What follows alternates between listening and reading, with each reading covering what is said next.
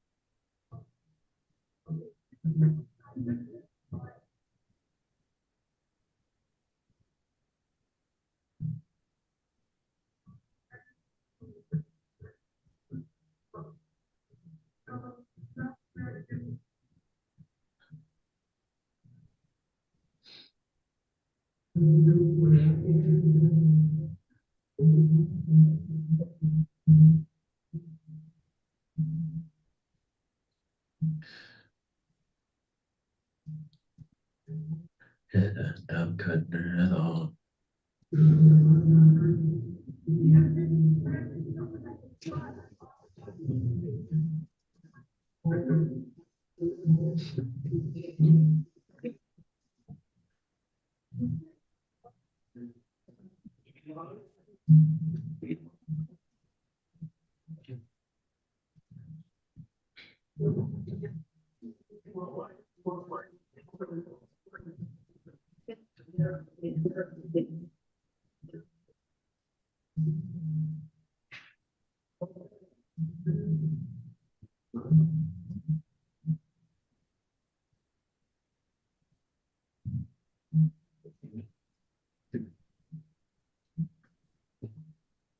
The light, oh, there we go.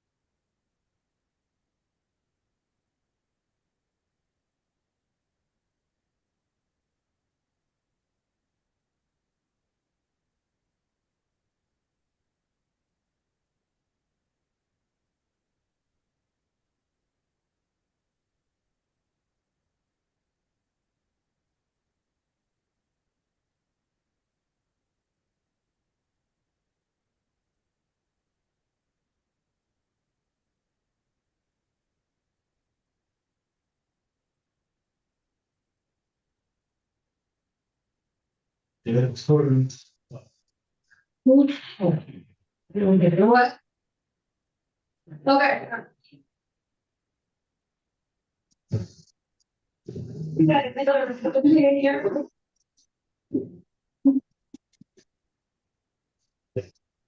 Hey,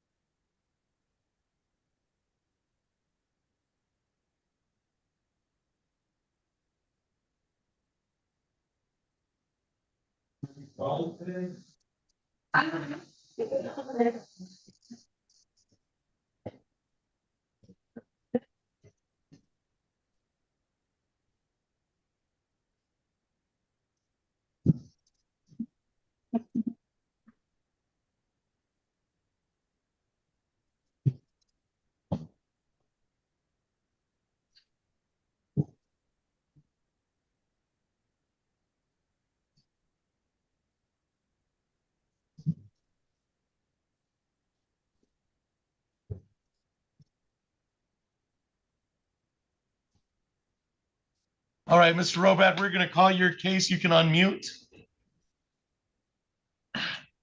Oh, I still have you muted. Okay, Your Honor. I'm kind of caught between a rock and a hard place because oh, here he is. All right. I still have him as unmuted. Mr. Robart, can you unmute yourself? Thank you. All right, perfect. And sir, you are Chad Robart? Sir, you are Chad Robart? Me? Yes. Oh, sorry, I'm not Chad Robart. All right. All right, then. All right. Mr. Robart, you're going to have to unmute yourself. You're still on mute. I can't hear anything you're saying. Can you hear me now? Go. Okay. Yeah, I'm sorry. Thank you. I couldn't. All right, so we're on the record. Yeah. So we're on the record in 25-02767. That is People of the State of Michigan versus Chad Robart Jr. Will the parties please introduce themselves to the record? Mr. Behrman. Thank you, Your Honor. Randall Berman on behalf of the people. Mr. Sarts. Good morning, Your Honor. Jacob Starts, the fourth assistant public defender here on behalf of Mr. Robart. I'm here in person. Mr. Robart's appearing by Zoom, Your Honor. All right. And sir, you are Chad Robart. Is that correct? Yes, Your Honor. All right. And you can hear me all right, Mr. Robart? Yes, sir. I'm sorry. I'm just at work. So, but yes, I can. Thank you. This is the time set for a probable cause conference. Mr. Behrman, how we proceed? Your Honor, I would defer to Mr. Sark. Mr. Sars. Thank you, Your Honor. We requested this matter just be left on for preliminary examination at this time. Mr. Robart requested that Mr. Palmer represent him. Mr. Palmer had previously represented him. This case is a reissue, Your Honor. I'm just going to talk to Mr. Cornish about it briefly, but I'll be prepared to run his exam next week if Mr. Cornish would prefer for me to carry on as counsel. But we do have this discovery. Mr. Robart has contacted the office. We just had some communication challenges yesterday, but we'll get that sorted out. Let's just leave this on for preliminary examination. All right, is that your understanding, Mr. Behrman? Yes, it is. Okay, so we'll leave on for October 16th at 9:30. Mr. Robart, that'll be live in person on the 6th floor of City Hall of Lansing. And I'll see you next week on this date on Thursday at 9:30. All right, sir? So, why are we not having a probable cause here? Isn't this probable cause? This is your probable cause conference. We just had the probable cause conference. Got to leave it on for your preliminary examination next week. Call my office this afternoon, okay? Okay, I'm just confused. Hold on, I'm just confused as to like, when did we have the hearing? This is the hearing. This hearing, I just called the case. You said who you were. I called both counsel, and then this is the conference. It's all the probable cause conference, and then we've left it on for hearing next week. Okay, yeah, I just did. That's all. I was confused. All right. All right. So we left it on for October 16th at 9:30. That'll be live on the 6th floor of City Hall of Lansing. Anything else for the record in 2502767, Mr. Behrman? Just to confirm, everyone will need to appear in person. In person. That'll be an in-person live hearing. Thank you, Your Honor. Anything else, Mr. Sarks? No, Your Honor. Thank you. All right, Mr. Robart, we'll see you live in person next week at 9:30. Thank you, Your Honor. Thank you. My apologies, Your Honor. Thank you. You're all right, Mr. Sarks.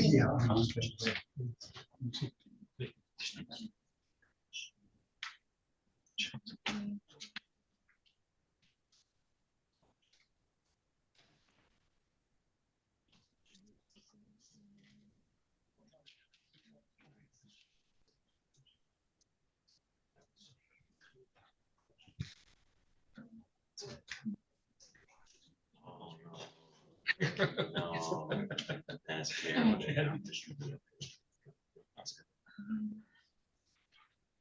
It's on the iPhone.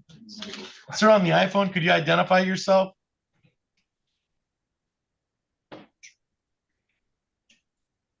You mean me, Your Honor? Yes, sir. Good morning. My name is Jason James. Jason DeAndre James. That's also my client. All right. All right, Mr. James. I'll call your case in a second. Is that Mr. Palmer? Is that your client? Yes, Judge. I actually have 3 PCCs lined up. All right. So whenever you want to do it. All right. And a prelim. All right. So we'll be with you in just a second. Mrs. L, how are we proceeding? If we could quickly call Minnie James. Mr. Silver.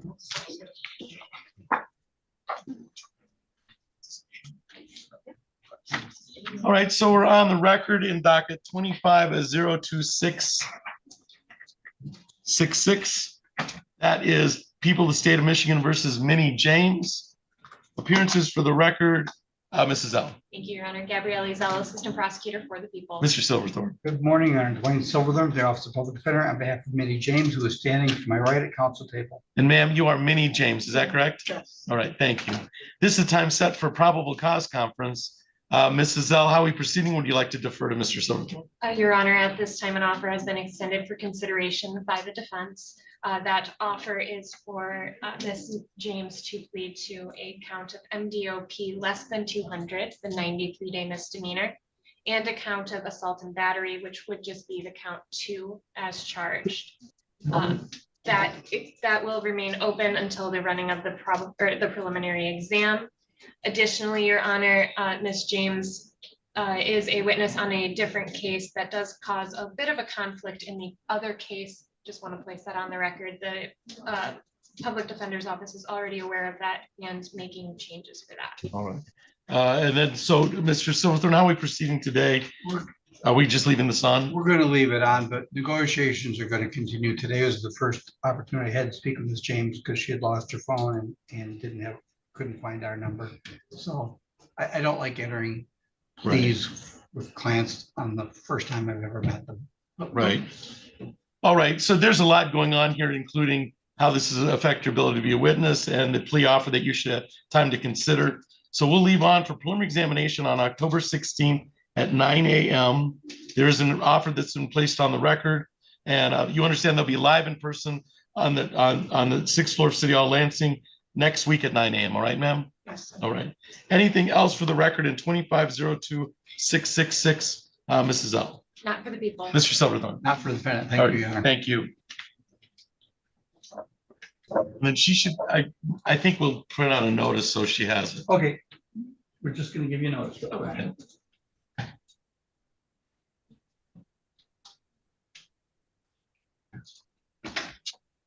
Mrs. L, how are we proceeding? I still have Mr. Silverthorne in here. I think we could go on Beasley as well. Yes, Mr. Beasley is here. Okay. Thank you. Thank you, Mrs.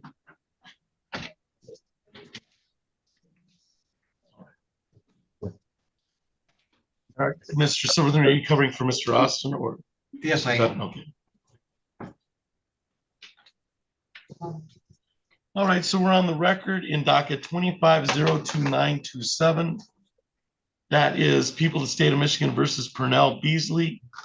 Appearances for the record, Mrs. L. Thank you, Your Honor. Gabrielle Izell, Assistant Prosecutor for the people. Mr. Silverthorne. Good morning, Your Honor. Dwayne Silverthorne from the Office of Public Defender. On behalf of Purnell Beasley, I'm actually filling in for Mr. Austin this morning. And sir, you are Purnell Beasley, is that correct? Yes, sir. Thank you. This is time set for a probable cause conference. Mrs. L, how are we proceeding? Would you like to defer to Mr. Silverthorne? Your Honor, at this time, it's my understanding that we are going to be leaving the set for the preliminary exam next week. Okay, and is that a fair statement, Mr. Silverthorne? Yes, it is, Your Honor. Okay, we'll leave on for preliminary examination for October 16th at 8:30. That'll be live in person on the 6th floor of City Hall of Lansing, next Thursday at 8:30. Okay. Thank you. Anything else for the record in 2502927, Mrs. L? Not for the people. Mr. Silverthorne. No, Your Honor. All right, and we'll get a notice printed for you. We'll see you next week, Mr. All right, then. Thank you. Have a good one. All right, thank you. Have a good one. When you're taking care of Whitney Graham. Yes, I am. Oh, two? Oh, she has, we can do that one too, then. Whitney Graham. It's just keeping it out of it. We have to go back. Do we need to go down and get her? I No, believe no, she's she's on appearing. Oh, she's on poly. I've spoken with him. Perfect. Whitney, is that?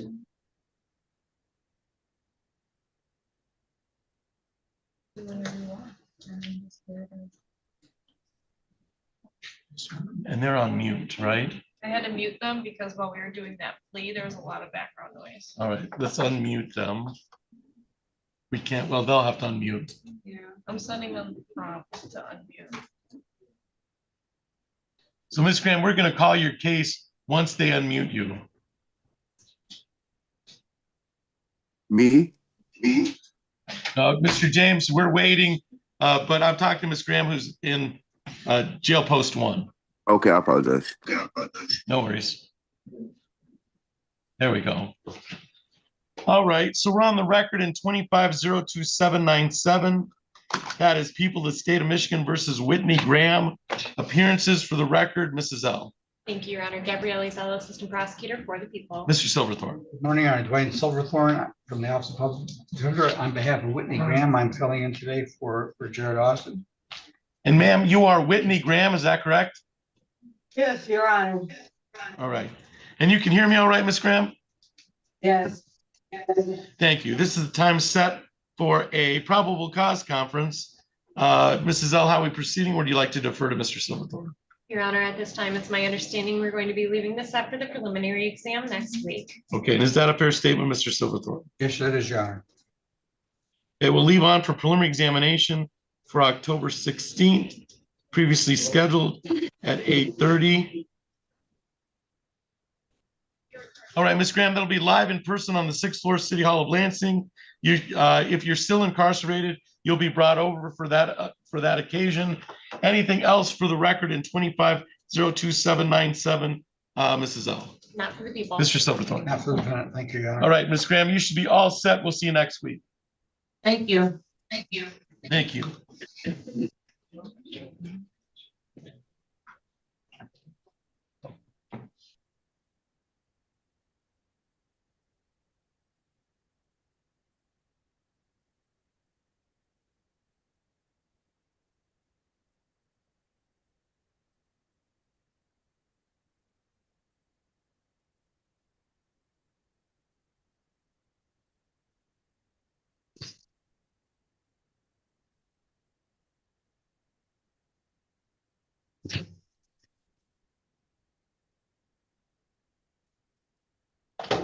All right, so we're on the record in docket 25-02-924. That is People of the State of Michigan versus Benjamin Hilborn. Appearances for the record, Ms. Fortuna Gill. Yes, Your Honor. Good morning. Haley Fortuna Gill on behalf of the people. Mr. Goodrich. And Luke Goodrich from the Public Defender's Office here to represent Mr. Hilborn, who's standing to my right. And sir, you are Benjamin Hilborn, is that correct? Thank you. This is the time set for a probable cause conference. Ms. Fortuna Gill, how are we proceeding? Would you like to defer to Mr. Goodrich? I do believe that we are leaving this set for preliminary examination next week. I also do understand that there are discovery issues and the people are on it, making that a top priority, of course. All right, and is that a fair statement, Mr. Goodrich? There are some discovery issues that need to be addressed. We are leaving it on for prelim for October 16th at 8:30. Yes, Your Honor.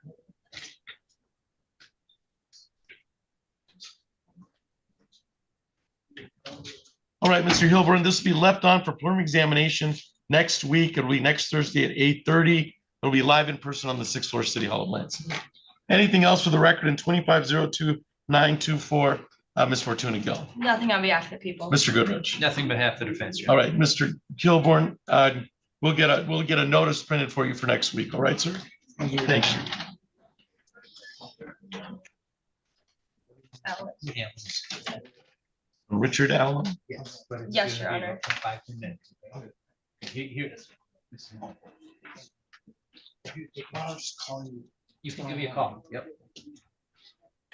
Well, the afternoon would be better than morning. All right, so we're on the record in docket 25-02-684. That is People of the State of Michigan versus Richard Allen. Appearances for the record, Ms. Fortuna Gill. Good morning, Your Honor. Haley Fortuna Gill on behalf of the people. Mr. Goodrich. And Luke Goodrich from the Public Defender's Office here to represent Mr. Allen, who's standing to my right. And sir, you are Richard John Allen, is that correct? Yes. Thank you. This is the time set for a probable cause conference. Ms. Fortuna Gill, how are we proceeding? It is my understanding that we are leaving this set for preliminary examination next All week. right. And is that a fair statement, Mr. Goodrich? Yes, Your Honor. I would just state that a misdemeanor offer has been made and Mr. Allen would just like a week to consider that. All right. So we'll keep on for preliminary examination on October 16th at 9 a.m. I'll be live in person on the 6th floor of City Hall of Lansing. Anything else for the record in 25-02-6484, Ms. Fortuna Gill? Nothing on behalf of the people. Mr. Goodrich? No, Your Honor. All right, Mr. Allen, we'll see you next week at 9 o'clock. Thank you.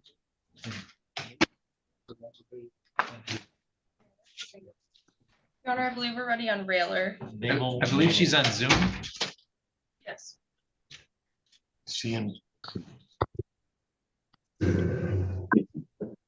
I see it now. Oh. All right, Ms. Railer, we'll call your case. We're on the record in docket 25-02950. That is People of the State of Michigan versus Mabel Railer. Appearances for the record, Ms. Fortuna Gill.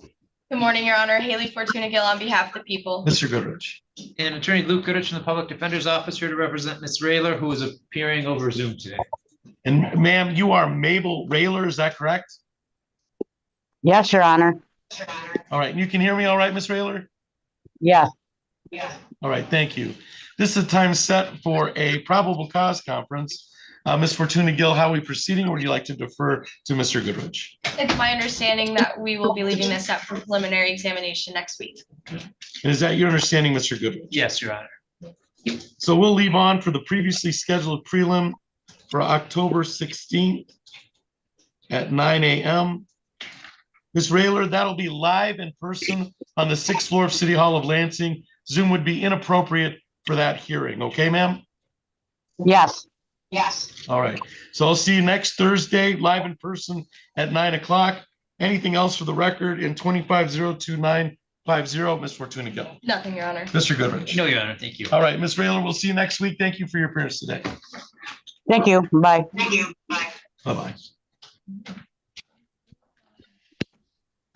You already on yours? Yep.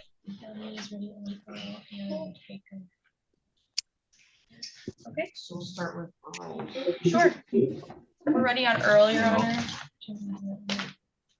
Yeah, it's a good job.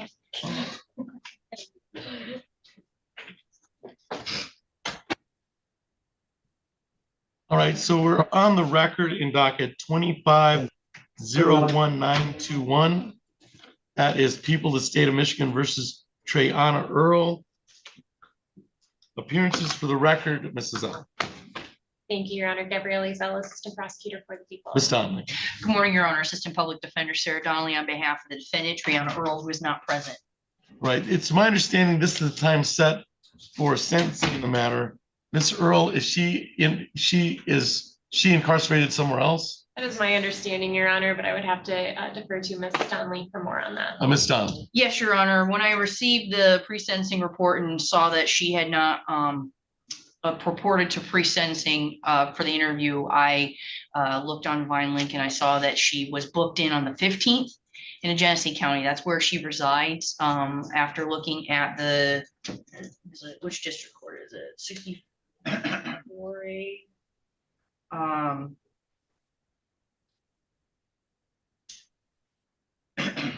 I'm not. Was 67th District Court, sorry. I just wanted to make sure. In 67th District Court, she's being held for extradition. There is a current review hearing on October 21st at 8:30 a.m. I just don't know for certain where she's going. She had, according to the PSI, she had warrants in Ohio, Minnesota, and Alabama. So I'm not sure where she's going, but I'm hoping that maybe if we can get her writted over here before she leaves the state, we can get her sentenced before she's somewhere else and we can't sentence her. This Earl has a lot on her plate. So let's adjourn the sentencing to see if we can. And they do have video writs, I hear, from Genesee. So Genesee County. Yeah. And then that might give the opportunity, if we know where she is, for probation to be able to see what else, because that was as it is that you've indicated, we just didn't have anything new on her, and there was an initial appearance and initial paperwork done, and then I think she got caught up in whatever warrants are being issued. So let's adjourn this sentencing. Do we have a time frame? How far out? I would try to get her do it as soon as possible because, like you said, I don't know when. Yeah, I don't know where. She might just be simply waiting for a van to come pick her up. So if we can get it as soon as possible. How many? So 2 weeks. So yeah. 2 weeks will put us past the 21st. What's on the 21st? Our extradition hearing. Well, no, it's just a review hearing. They've been setting them I just wanted to give it so that we aren't. I would think. So even if she has to be present, they're not going to do anything on that date, I wouldn't think. Well, extradition hearing. Well, my thinking is that because, like I said, I don't know too much information. My thinking is that she's already because the extradition process is not that it doesn't take that long. Right. Basically, there's no really disputing it. So at this point, I feel like they keep setting review hearings just to make sure they keep on track of her because I'm assuming she's just waiting for a van. Right. At this point. Right. It's kind of there's a control date. So I don't think we can set it before the earliest date we have is what date? The 21st? I was gonna set it for the 17th. But I mean, as soon as it's, Yeah, sure. that's right. We Okay. can't do it by video and see if we can't just get her sentence before she. Before somebody, Okay, we'll adjourn to October 17th at what time? 10. At 10. Just so you know, Your Honor, I'm going to be on vacation next week, so I will. But I want this. So Right. I'll just find coverage for it. Right, we'll get coverage for it, and they'll have the opportunity. Whoever covers can explain why we set this so early because we feel like we're under a deadline on something. Yes, exactly. If we don't get her soon enough, Yeah, she'll be who knows where. Yeah, and we'll have an open file on someone. All right, so I've reset this for October 17th at 10 o'clock with the understanding that we're trying to get this, at least this sentencing in before we lose track of Miss Earl, because I don't know who else has holes on her at this time. All right, anything else for the record in 25-01921, Mrs. Up? Not for people. Ms. Donnelly. Now for defense. All right, you're all set, thank you. All right, and then Withers. Yes. We're also ready on Charles Withers.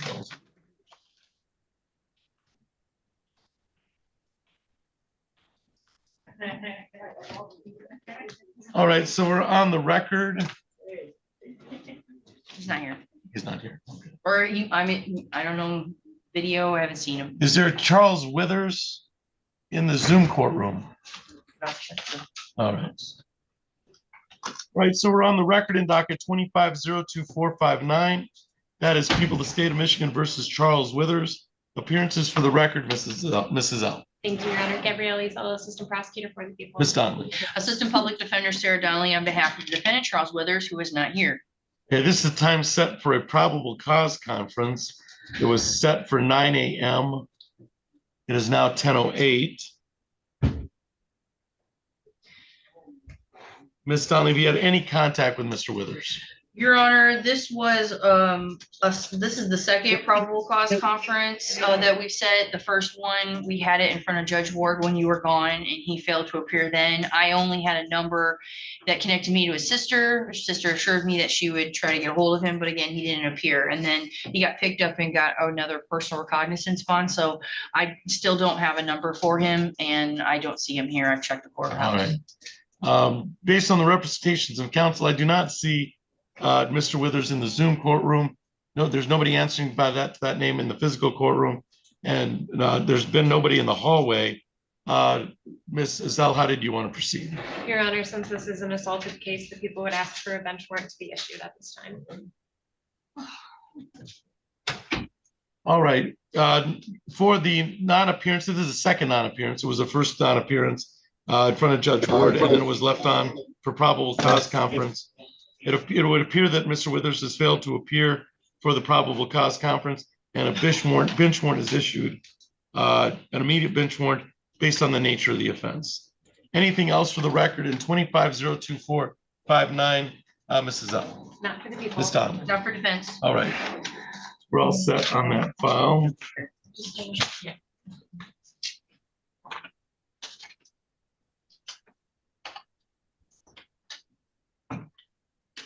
You all set, Ms. Donnelly? Your Honor, I was gonna cover for Ms. Schroeder on Mr. Baker, and I'm still ready to go because she's, you know, she's been running around the courthouse. It's been a So, morning. It's been a morning. so if we're ready, I can. We are ready. Yeah, we're sitting down. Mr. Baker.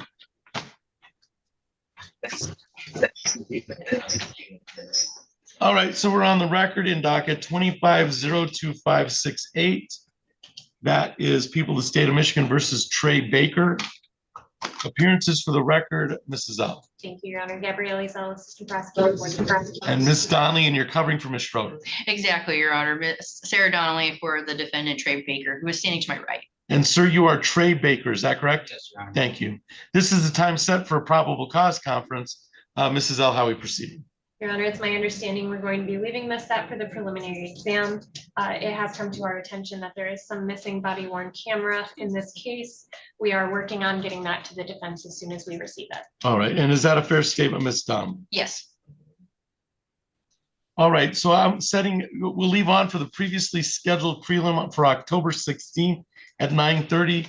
You should get that notice that should be printed out for the court for that date. It'll be October 16th at 9:30. They'll be live on the 6th floor of City Hall of Lansing. Anything else for the record in 25-02568, Mrs. L? Not for the people. Ms. Dunn? Not for defense. All right, Mr. Baker, we'll see you next week. All right, thank you. Thank you.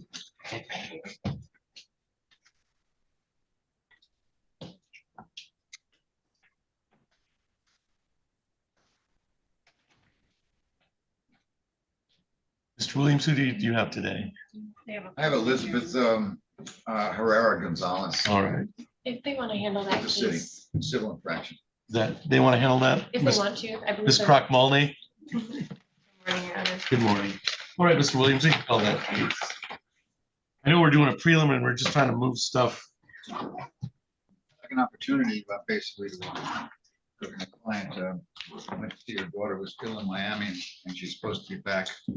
But I'm in communication with her. I think we can work this situation out. All right. But we probably need a few minutes. Oh, did you need some time to speak, Ms. Crock-Mulney, or did you? And we have a Spanish interpreter here. And is the client, is Ms. Herrera Gonzalez here? I've been in communication with her. she said she was gonna do her best to be here, but she got some virus or something when she was visiting her sick daughter in Miami. All right. Well, we can't have a formal hearing without Ms. Guerrero Gonzalez's testimony. Nevertheless, I think since it's a civil infraction, we might be able to work this situation out. I'm not sure. I haven't been able to have a full discussion about it. All right, I'll let Ms. Crackmolly, I'll have you discuss this. If we're not able, we'll reschedule, okay? Should we let the interpreter know? Well, probably, yes. I think we can let the interpreter go because there's nobody to interpret for, all right? So, ma'am, thank you for your assistance today. All right, now you have the opportunity to speak with Mr. Williams. Thank you very much. It got cold all of a sudden in the morning, yeah. I was wondering where that was. All right. Looks comfy. So we can, I guess we're ready on leak. I still have a couple of PCCs we can. Yeah. I know you too. So, all right, so who needs to be brought up? No one needs to be. Oh, they're all on. They're all either. They're all in person here. or- Well, let's move those because we don't know how long they'll be here. And I also, hi. Ms. Schroeder, how are you? I'm doing better. So who's the, let's get rid of them. They're incarcerated. I have three of them. Okay. One of them is Mr. Foy, who is in the upper row and middle. All right. Like, So that's. All right. Keith Foy. Let's go in that case. and I believe at least two are mine, but I don't. All right.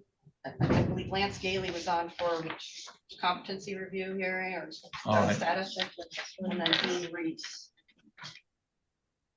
All right. I've got both of those. All right. So we're on the record in 25-02980. That is People of the State of Michigan versus Keith Foy. Appearances for the record, Ms. Fortuna Gill. Haley Fortuna Gill on behalf of the people. Mr. Palmer. Thank you, Your Honor. Robert Palmer, the Public Defender's Office, on behalf of Mr. Keith Foy, who appears today via Polycom from the Union County Jail. And sir, you are Keith Foy, is that correct? Yes, sir. Yes, sir. Thank you. This is the time set for a probable cause conference. Ms. Fortuna Gill, how would you like to proceed today, or would you like to defer to Mr. Palmer? Your Honor, it's my understanding that we're leaving this set for preliminary examination next week. And Mr. Palmer, is that a fair statement? That is an accurate, fair and accurate statement, Your Honor. The one issue I wanted to bring to the court's attention, I was made aware of this yesterday. I think the court actually emailed the parties today. Mr. Foy did post bond in this case. He was originally in custody on this matter. He posted bond. My understanding is that there is a potential extradition matter. Apparently, the state of Tennessee wants him. It is possible, through no fault of Mr. Foy's, that he may be extradited to Tennessee prior to the preliminary examination. So I do want to make the court aware of that, but I don't know what else we can do about it. I don't think there's anything we can do about it. I think and I don't think Mr. Foy even knew about it until he posted bond, and then they said, "Oh yeah, by the way, you're not getting out. Like there's this thing." So I guess at this point we leave the matter set for preliminary examination next week. I will be ready to go, and if Mr. Foy is still present and available, then he will also be ready to go. Okay, and that's your understanding, Ms. Fortuna Gill. You'll have witnesses ready to go for next, unless you hear from counsel for October 16th.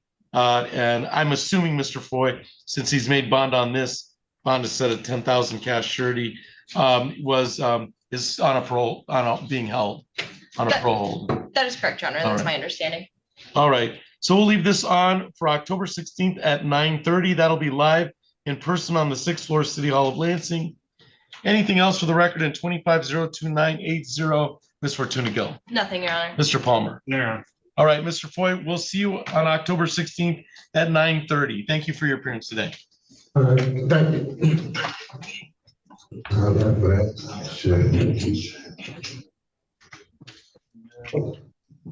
Mr. Palmer, did you have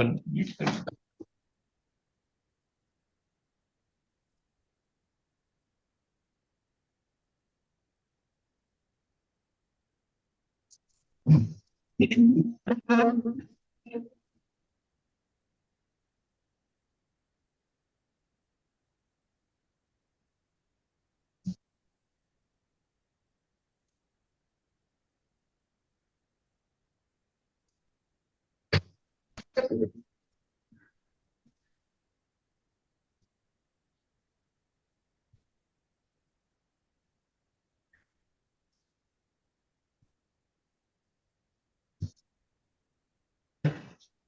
we're on the record in docket 25-02762. That is People of the State of Michigan versus Jason James. Appearances for the record, Ms. Fortuna Gill. Haley Fortuna Gill on behalf of the people. Mr. Palmer. Thank you, Your Honor. Robert Palmer, the Public Defender's Office, on behalf of Jason James, who appears today via Zoom. All right. And is Miss Patrick on this case or? Because I see Miss Patrick with the P with her, and I know Miss Patrick. Right. But that's Jason Matt. Forget I said anything. Okay. Okay. And No sir, problem. you are Jason James, is that correct? That is correct, Your Honor. All right, sir, and you can hear me all right? I can't hear you perfectly. All right, thank you. This is the time set for a probable cause conference. Ms. Fortuna Gill, how are we proceeding? Would you like to defer to Mr. Palmer? Your Honor, I'd like to defer to Mr. Palmer. Mr. Palmer. Thank you, Judge. I think at this point, I would ask that the court consider finding good cause to adjourn this. Mr. James doesn't know this because, first of all, let me say, I've had good contact with Mr. James. Our intention was to leave the matter set for preliminary examination. I found out late yesterday afternoon that apparently my office currently represents the complaining witness in this case on matters that are unrelated to Mr. James. The complaining witness is Mr. James's sister. And our office represents her on several matters, actually, it turns out. So might be a conflict. So we have a conflict. So the issue is we have already requested conflict counsel be appointed. We just couldn't get somebody in place in time for this morning. Somehow that one slipped through the cracks that we were representing both parties and it wasn't identified until sometime yesterday afternoon. So we have this issue. Obviously, we cannot continue. We decided we're attempting to get Mr. James counsel, but we just don't have it yet. Oh, right. And is that's your understanding, Ms. Fortuna Gill, that the request for adjournment, it's really based on conflict counsel? Yes, Your Honor. All right. All right. So I find that is a good cause adjournment. There is conflict counsel. There may be a conflict in this case, or there is a conflict in this case. And so, Mr. James, you're not going to waive any rights today. We're just going to make sure you have a lawyer, you're represented on this file. There may be a conflict and conflict counsel be appointed. All right, sir? Right, thank you. All right. So let's adjourn and it's going to, how long does it take to appoint conflict counsel these days? It kind of depends. It's Right. super streaky. It really just depends on who's available. So at least I would say 3 weeks. I would think. Yeah. I would think. All right. So in that vicinity. October 30th at 8:30. And is that for a PCC or a prelim? Let's do the PCC again, don't you think? Since we're anticipating a new attorney. I'll leave it to the court's discretion. That makes sense, Your Honor. Yeah, I mean, All right, it'll be a different day, just a second. all right. Halloween at 8:30. October 31st at 8:30. All right, Mr. James, we're going to adjourn this to October 31st at 8:30. At that point in time, it's adjourned for another probable cause conference so that you can have your attorney, you can talk to the attorney, and you can decide if you're going to have a prelim on this or not. All right, sir? Thank you. Understood. All right. This is definitely good cause for adjournment. Anything else for the record in 25-02760, Ms. Fortuna Gill? Nothing, Your Honor. Mr. Palmer? Just to clarify, there's a PCC, no prelim date as of right. Correct. It's Okay. just PCC. Then I have nothing further. Thank you, Judge. All right, we'll see for that PCC date. Sir, you should appear any way that conflict counsel tells you to appear. But right now, Zoom is appropriate. You can appear in the same way that you're doing today. All right, sir? Thank you, Yana. Yes. Okay. With that understanding, that's all for the record in 25-02762. Mr. James, we'll see you on the 31st. Thank you.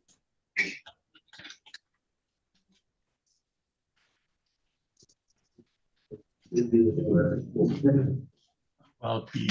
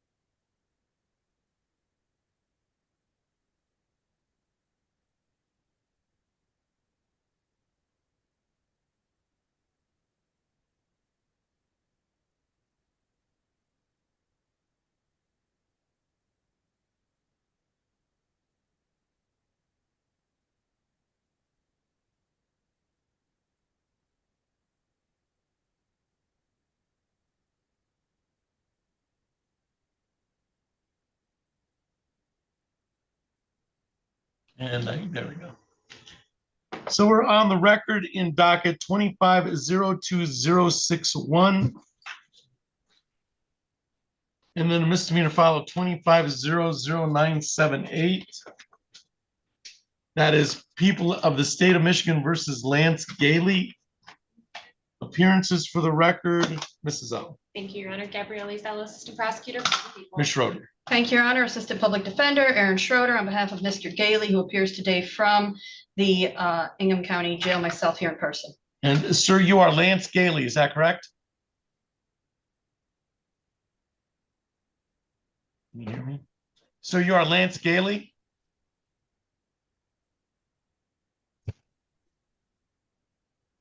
In post one, what's your name, sir? My name is Dean Reese. Steve Reese. Oh, geez. I think he said Dean Reese. Dean Reese. Yeah. And then Got in post three, what's your name, sir? Sir, looking down in post three, you're looking down. That's, Is that Mr.? I think that's actually Mr. Gailey. Is that Because his Mr. hair is Gailey? really long now. Mr. Gailey, I'm gonna have you look up. Those three would make sense.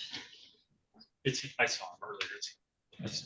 So you represented him. Yeah. All I right. got it. So Mr. Palmer's indicated that is Mr. Gailey. I believe, yeah. And Mr. Gailey is unmuted and we're unmute. This is the time set for a competency review hearing. And we set it for control date on this date as of, I think we set it on August 5th on the assault and battery. And then July 17th, this was set. And then now it's October 9th. So this was set at October 3rd and then rescheduled for October 9th.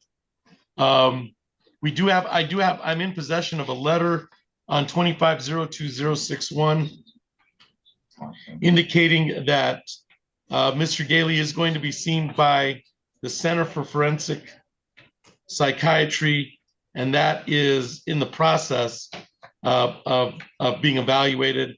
The review time, I don't have a time for the review time, but this, let's see. Do you have any further information for the actual date, Ms. Schroeder?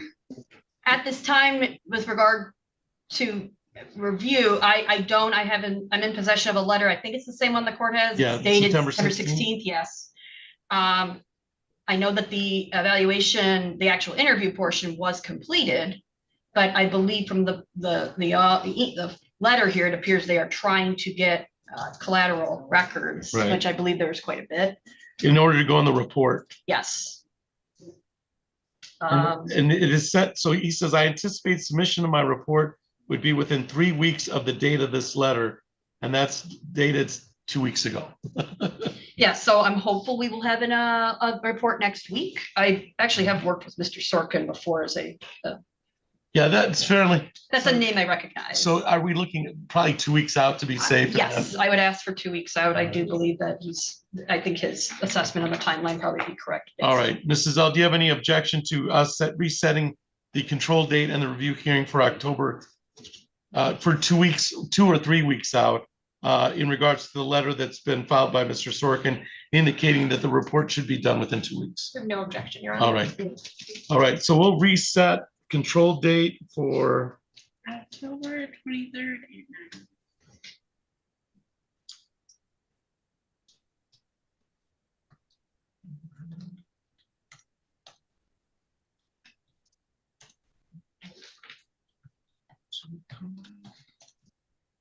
all right, so so we're going to reset it for 25-02061 and then the misdemeanor file of 25-00978 for the same purpose, I would think. I would agree.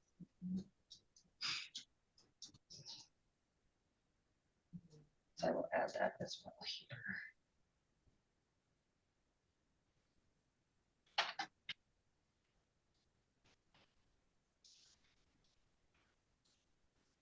And what's that date again?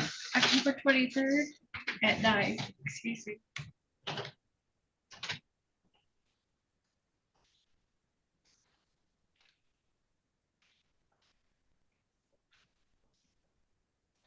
All right, we've reset this review hearing for October 23rd at 9 o'clock based on the letter dated September 16th, 2025 from Mr. Sorkin indicating that the report will be done by that date and time on October 23rd at 9 o'clock.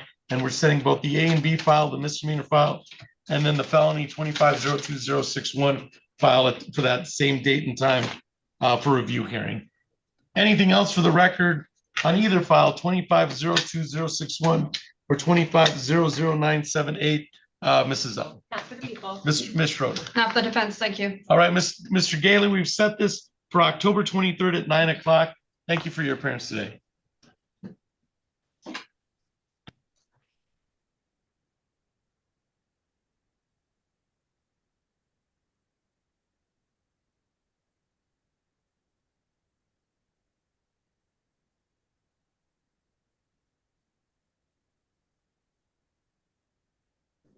All right, Mr. Reese, we'll call your case. So we're on the record in docket 2502952. That is People of the State of Michigan versus Dean Reese. Appearances for the record, Mrs. L. Thank you, Your Honor. Gabrielle Zell, Assistant Prosecutor for the people. Ms. Schroeder. Thank you, Your Honor. Assistant Public Defender Aaron Schroeder on behalf of Mr. Reese, who joins us from the Ingham County Jail, and myself here in the courtroom. And sir, you are Dean Norris Reese, is that correct? Yes, Your Honor. All right, you can hear me all right, Mr. Reese? I can. Thank you. This is the time set for a probable cause conference. Mrs. L, how are we proceeding? Would you like to defer to Ms. Schroeder?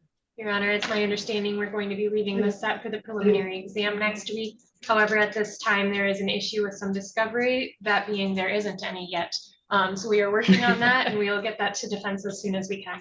All right. And is that your understanding, Ms. Schroeder? It is, we're leaving it on for October 16th. There is a discovery issue. Yes, Your Honor, and that, yes, I brought this, actually, Mr. Reese and I, when we were speaking earlier this week, we realized that there's digital, the body worn camera, dash cam. We have a police report, but we have no electronic discovery. So we filed a supplemental demand, and I also let Mrs. L know that we are having this issue, and I believe there's diligent efforts going forward. All right. All right. So Mr. Reese, we've left this on for preliminary examination for October 16th at 9 o'clock. We've discussed some of the discovery issues that are ongoing and will be addressed at that time. Anything else for the record at 2502952, Mrs. L? Not for the people. Ms. Schroeder. Not for the defense, thank you. All right, Mr. Reese, we'll see you next week at 9 o'clock. Thank you for your appearance today. Thank you, Your Honor. Because I got a substitution counsel from Melissa Patrick. Okay, because I don't have it signed or anything, that's I'm hanging out. All right, Ms. Crock-Mulney, are you ready to go on Herrera Gonzalez, and then we'll take a break? Yes, Your Honor. All right. Let's see. Let me make sure I've got it.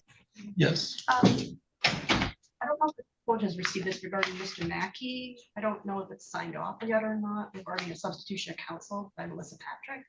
I just received something and Yeah, I haven't received, I have you still as, I have nothing. yeah, we can put it on the record. I mean, I don't know. I just got, Right. maybe she can speak more to it. I just, if she's gonna be representing, then I don't. All right.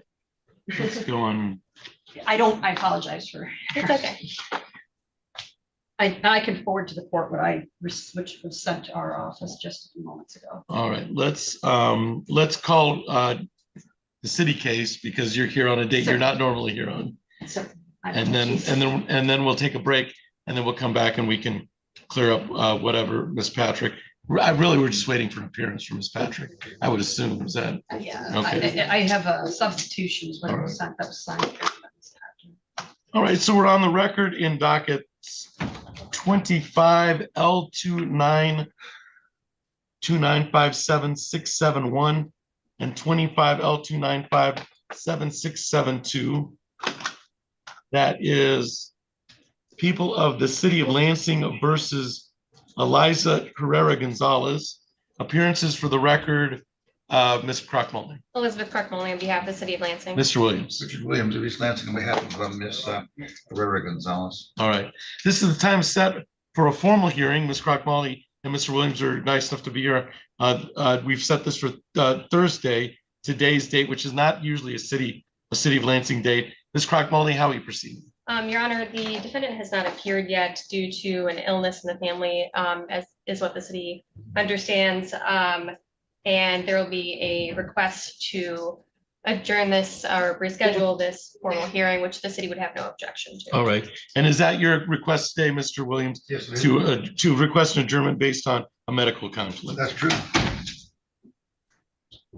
Okay, the adjournment's granted. And we'll try to set it back on a regular day, on a city day. Thank you, Your Honor. And then, Mr. Williams, we can check to see if that matches up with your schedule. You don't have any conflicts. So the date, first date scheduled for November. At 1:30. Mr. Williams, is that November 3rd at 1:30 date work for your schedule? Sounds clean to me. All right. We'll reset this for November 3rd at 1:30. At 1:30. For this formal hearing on. And that'll get for 25 L2957671 and 672. Anything else for the record on either one of those files, Ms. Crock-Mulney? Nothing for the city, Your Honor. Mr. Williams? No one, thank you very much. All right. All right, Will should be all set on that file. Thank you. Thank you for, Thank you, Your Honor. thank you, Mr. Williams. We'll see you. I think that's probably a Tuesday, right? Usually that's, or Monday. Monday. All right. I do have one PCC, Judge, that needs to go, Colby Jones. Jones. We can go on Jones and then we got to take a break. Sure.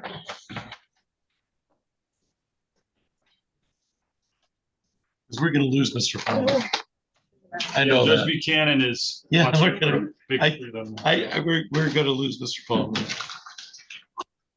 All right, so we're on the record in 2502957. That is people of the state of Michigan versus Colby Jones.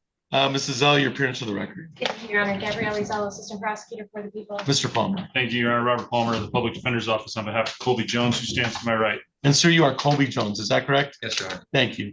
This is the time set for a probable cause conference. Mrs. Zell, how are we proceeding? Would you like to defer to Mr. Palmer? Your Honor, it's my understanding we're going to be leaving this set for a preliminary exam. And is that a fair statement, Mr. Palmer? That is a fair statement, Your Honor. There was a misdemeanor offer that was relayed or extended to my client, I should say. I have advised my client about that. I think at this point, it's fair to say he's considering that. We're going to leave it set for the preliminary examination, and we'll make a decision. Well, obviously, we'll have a decision one way or the other by next week. All right. So we've set this as previously scheduled. It's leaving on for October 16th at 9:30. Anything else, October 16th at 9:30, that'll be live on the 6th floor, just like we are here today. Anything else for the record in 2502957, Mrs. Zell? Not for the people. Mr. Palmer? No, Your Honor. Thank you. All right, Mr. Jones, we'll see you on that date. Thank you for your appearance today. Thank you, Your Honor. All right, and then Ms. Patrick, we're going to call Mr. Mackey in about 5 or 10 minutes. We're going to take a little break. We don't have I don't think we have an appearance yet. No. And what's that? Literally just retained. All right, yeah, and that's what we got from Ms. Schroeder, was indicating that they just signed. So we'll call that case in about 5 minutes. You'll be first up. Okay. Thank you. All right. All right. And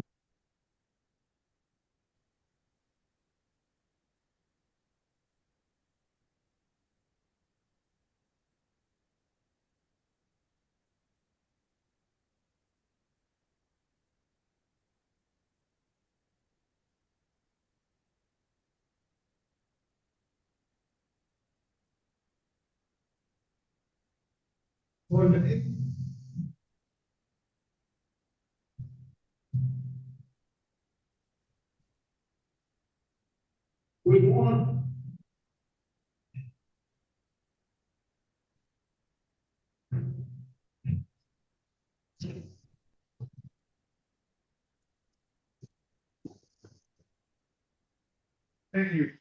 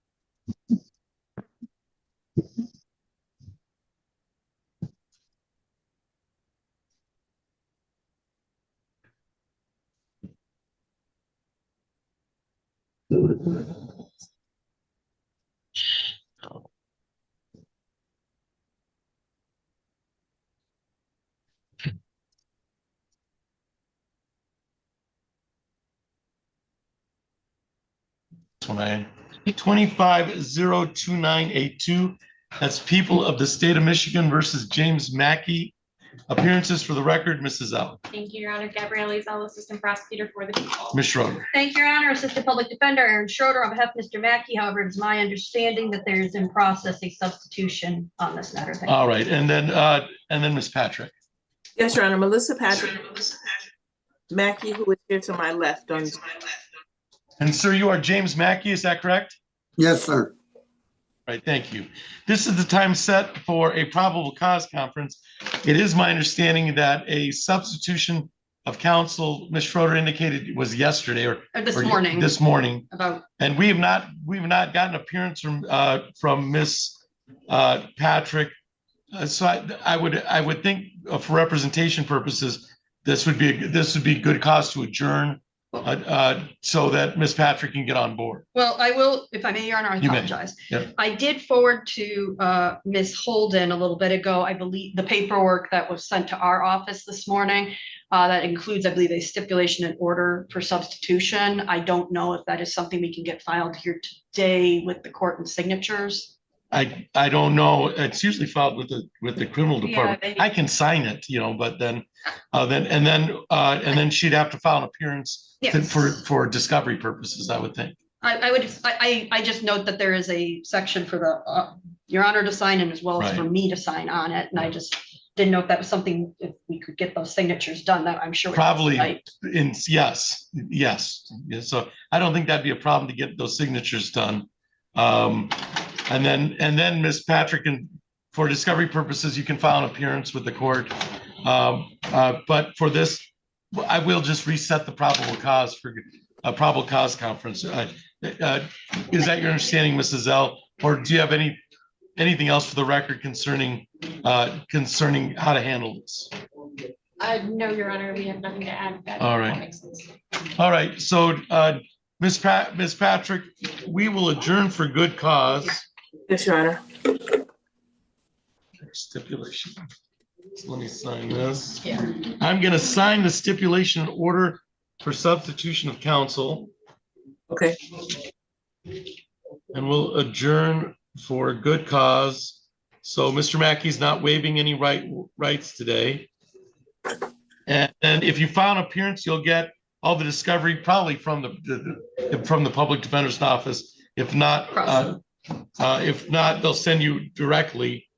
But we'll adjourn. We'll set this for another good cause, a probable cause hearing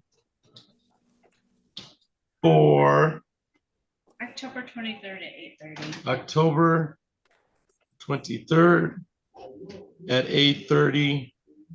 Your Honor, I have a hearing in Judge Jamo's courtroom on October the 23rd at 9 o'clock. Okay, that would be a conflict. Do we have anything later that morning? 9:30. I think that would still be in conflict for 9 o'clock. This is by Zoom, so couldn't she just have on Zoom at 8:30? So could we do it later that morning? So the hearing it's going to be a very long hearing. It's set for until 12 o'clock. The judge has set aside time until 12 o'clock. All right, so let's pick another date. So let's look at the following week. Is next week too soon? That would be too soon, I would think. Is it just for? It's PCC. Yeah, we could do a PCC next week, Your Honor, if that's available. What's that? Oh, we could do a PCC next week? Let's see. All right. So probable cause conference for October 17th at 8. October 17th at 8:30. That works, yes. All right, and of course, that can be attended via Zoom by yourself and Mr. Mackey, just like it is today. But we'll set it for October 17th at 8:30 for probable cause conference. And then if we need a prelim date, we can set it at that point. Okay. All right, anything else for the record in 2502-982, Mrs. L? Not for the people. Ms. Schroeder? Just to note that we just would, I believe the appearance would be sent to the prosecutor's office to obtain discovery, but other than that, nothing further. Thank you. Correct. All right. Anything else for the record, Ms. Patrick? You should get any discovery once your appearance is filed through the prosecutor's office. Thank you, and thank you, Ms. You're welcome. Thank you. All right.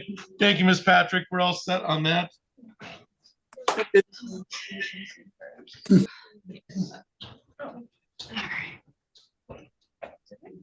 And then are we ready on Mr. Leak?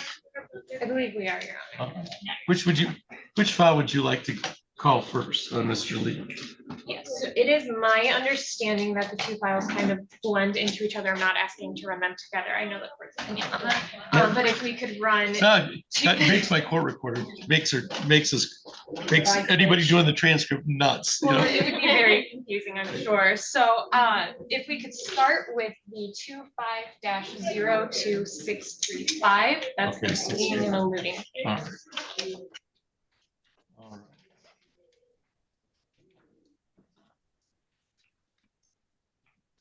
Actually, if I could get an exhibit marked, please. Yeah, you have somebody post one, but I don't.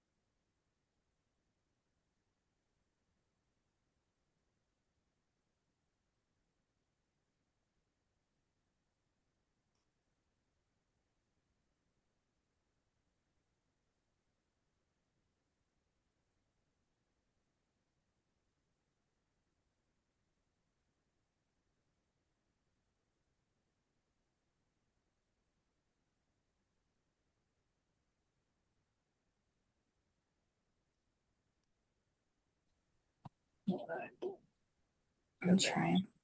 Okay.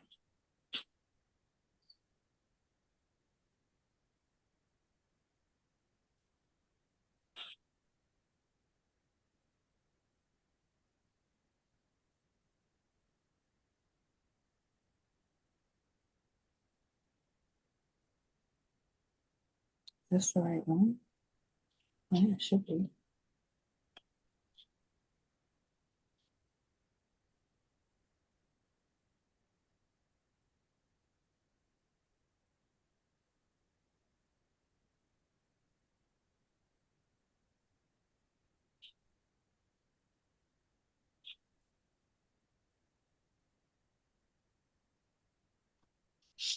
Mhm.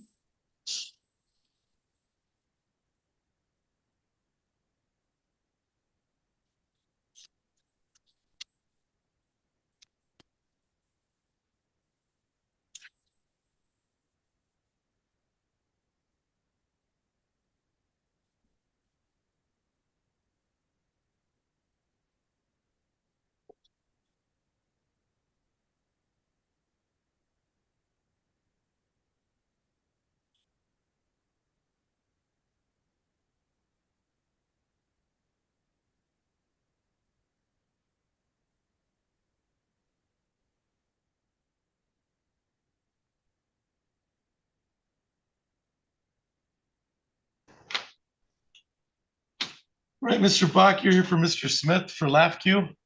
Oh, yes, Judge. All right, and then Dondre Taylor. On the cell phone, ONN 1001, can you identify yourself? You're a couple sitting on a couch? Yeah.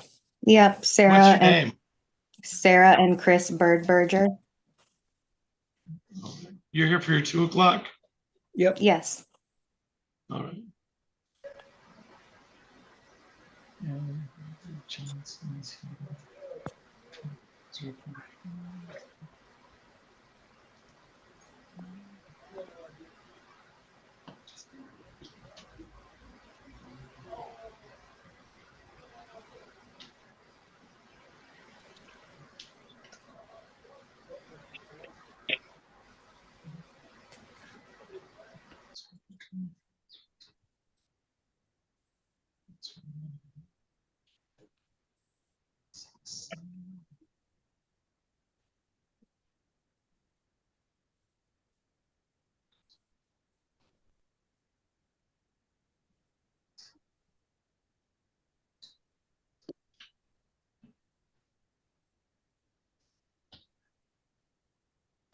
All right, Mr. Bach, we can call that 1800470. So we're on the record in docket 1800470 GC. That's a LAFCU versus Dondre Taylor. Appearances for the record, Mr. Bach. Yes, good afternoon, Your Honor. Ronald Bach here for the plaintiff.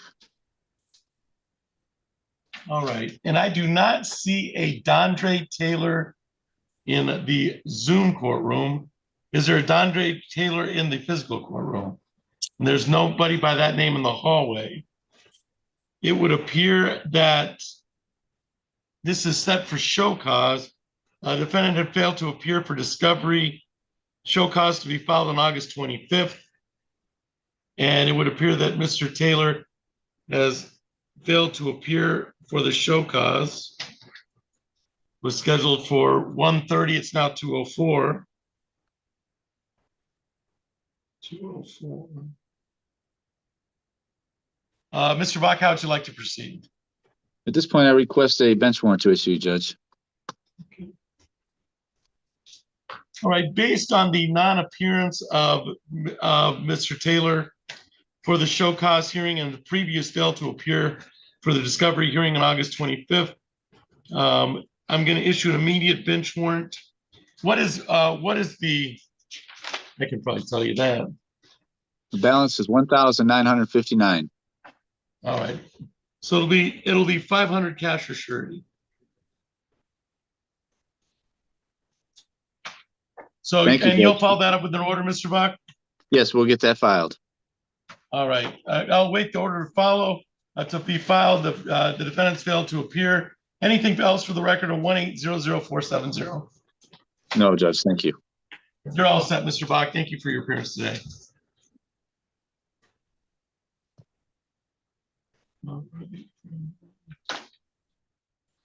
Mr. Duquette, you're here for discovery? For Discover Bank? Correct. All right, let me pull that up. And is there a Daniel Bott?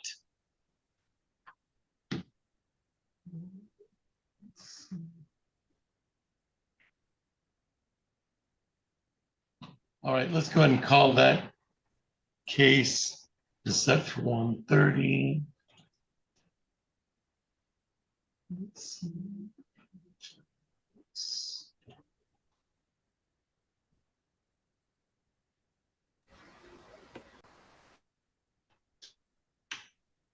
Right, so we're on the record in docket 2502967. That is Discover Bank versus Daniel Bott. Appearances for the record, Mr. Duquette. Good afternoon, Your Honor. Thomas Duquette, P82958, plaintiff. All right, and I do not see a Daniel Bott in the Zoom courtroom. Nobody answers by that name in the physical courtroom, and there's nobody been by that way in the hallway. Mr. Duquette, we previously met on July 28th, and the defendants had indicated that they were filing bankruptcy, and they had a note in hand from the bankruptcy lawyer. So we adjourned it today's date to await a stay in proceedings. I don't believe there's been a stay in proceedings in this. Is that why we're here? That's accurate, Your Honor, and that appears to be because they didn't actually file a bankruptcy. I just checked Pacer as we were waiting for the case to be called, and the search returned no result. So as far as we are aware, there was no bankruptcy filed. All right, so I would indicate that we schedule this for 1:30. It is now 2:08. And can't type right now, 1:32, 2:08. And it would appear that the defendants, Daniel Bott, has failed to appear today for the discovery hearing. And then I'll indicate for my own records that we looked at previously, there was supposed to be a filing of a bankruptcy proceeding that they indicated they had the paperwork and nothing was filed.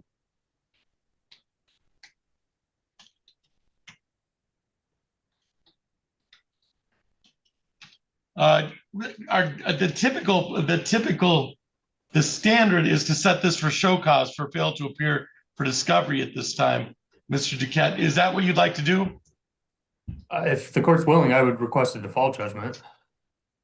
But they have not appeared today, and previously we have some question as to whether they had the paperwork they indicated they had. But usually we show cause them to see if it's like one last attempt to get here. This is the second discovery because we adjourned the last one to see if there was a premise. So I say we treat the last one as their last attempt, and we'll go ahead and default them today. So the request is for default? Correct. Okay.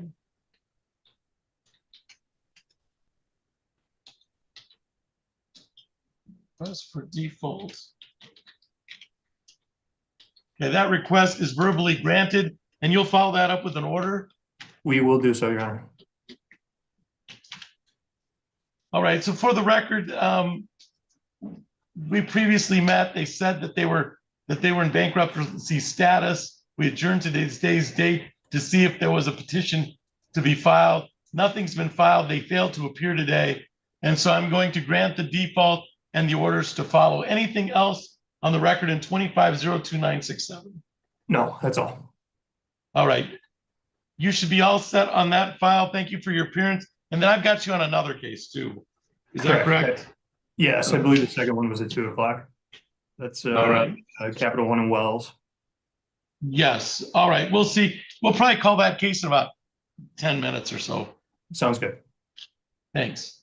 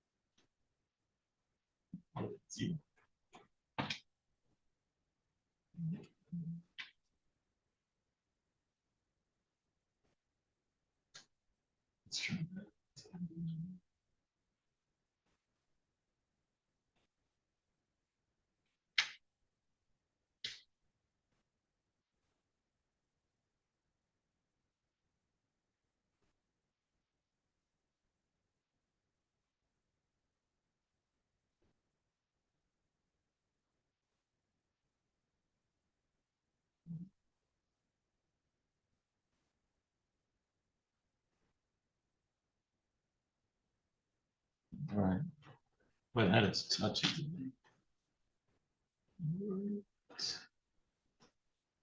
Then Mr. Chip, you're here on Iqbal Saeed. That is correct, Your Honor. All right.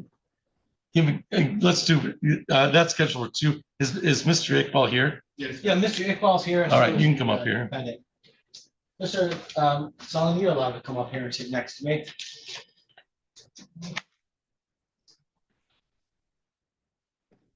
All right, so we're on the record in 25-04109. That is Iqbal Saeed versus Skyview Auto. Appearances for the record, Mr. Chip. Good afternoon, Your Honor. Jeff Chip appearing on behalf of the defendant, Skyview Automotive. Also with me is Mr. Salam Nasir, owner of Skyview, seated to my left. All right, thank you. And sir, you are Mohammed Iqbal, is that correct? Yes, Your Honor. Thank you. This is a time set for a motion for summary disposition by Skyview Auto. Let's see. And I think we had a pre-trial on this. So all parties appeared for a pre-trial on July 15th. And then I think this was a motion for summary disposition filed by the defendant, Skyview Auto. And I've had the opportunity to read the motion, your motion, Mr. Chip. This is your motion, is that correct? That is correct, Your Honor. All right, so proceed when you're ready. You can proceed on the motion or hit the highlights of the motion. I kind of know what the motion's about. Okay, all right, I won't go through the motion, basically line for line. I know this court is well prepared and understands the law. But basically plaintiff filed a complaint against defendant alleged in a, I guess, a handwritten complaint on a scale form that apparently there was some fraud committed, and he was sold a salvage title car, I'm told it was a branded title car. Obviously, the pleadings as filed by the plaintiff do not meet the statutory requirements to allow the defendant to have the proper opportunity to respond and defend this case. Defendant also filed the appropriate affirmative defenses, basically indicating that there was the title that was accompanying the car was a branded title, was not a salvage title. Also that he provided the plaintiff in this matter prior to the purchase, not only the Carfax, but information concerning the car was previously damaged, and that is reflected by the branded title, but not it's not a salvage title. This court did provide in a pre-trial order that discovery could take place. Defendant did serve upon the plaintiff request for admissions and interrogatories. That was done on August the 4th. More than 28 days have passed. There's been no response filed. Pursuant to Michigan law, the admissions are deemed admitted for failure to respond. But in any event, the requests that were requested and the admissions deal with the fact that the car was not a salvage vehicle, that the plaintiff was provided this information concerning the title to the vehicle, also the Carfax evidence of damage and photos discussing that the car was previously damaged. The car was sold with no warranty as is. And also in the request for admissions and interrogatories, we requested, what damages are you claiming? Well, we have no idea really what this is all about, except maybe a misunderstanding on the part of the plaintiff, or buyer's remorse, or I don't know.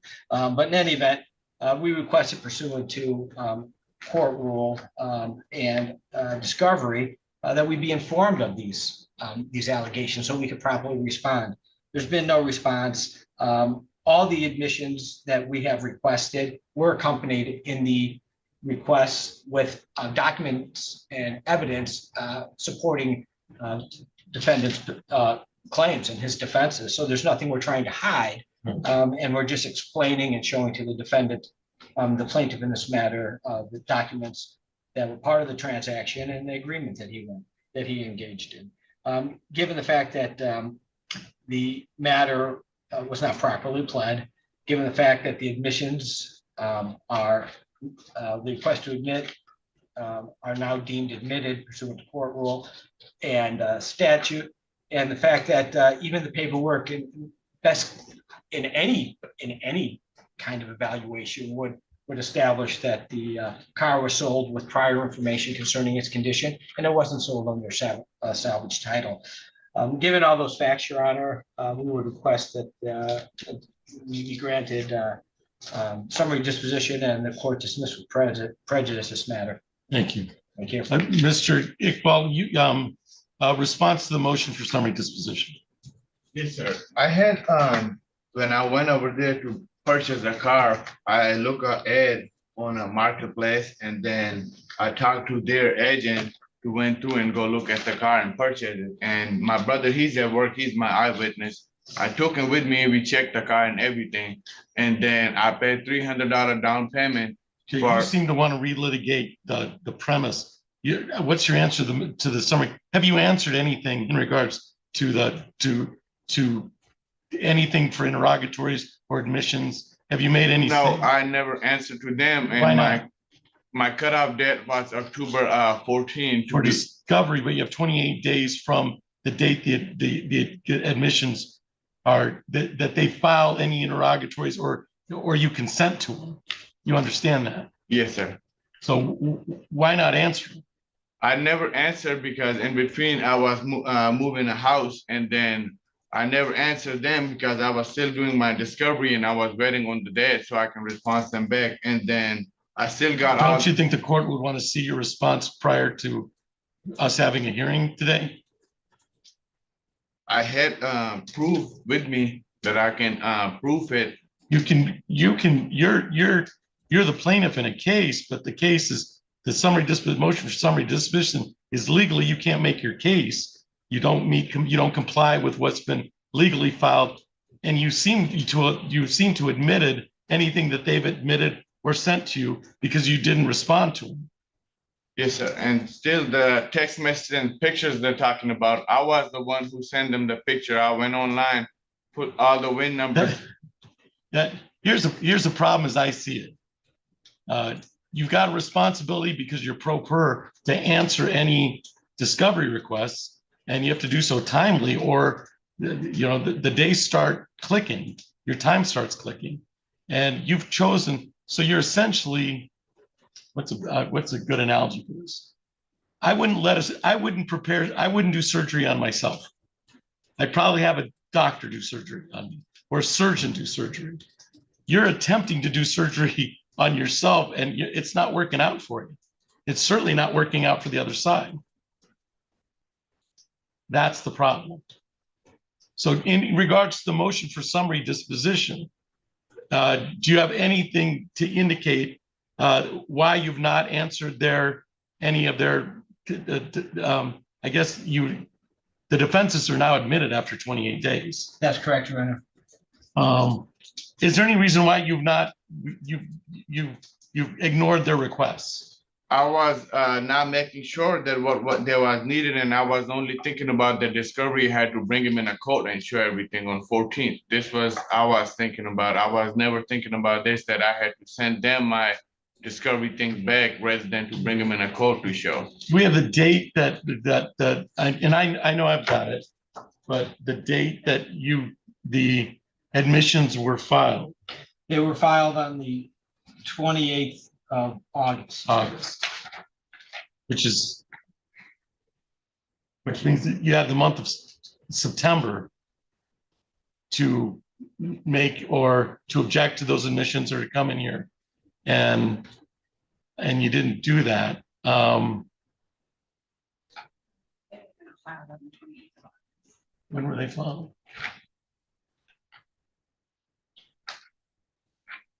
Affirmative defenses were filed on 6 of them. That's even worse. Yeah, but nothing was filed in August in this case that I can see in JIR. Let's see.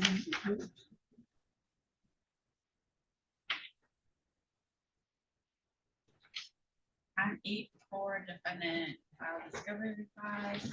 Affirmative defenses were initially filed on June 11th, and then motion for summary disposition was filed on, and then the request to admit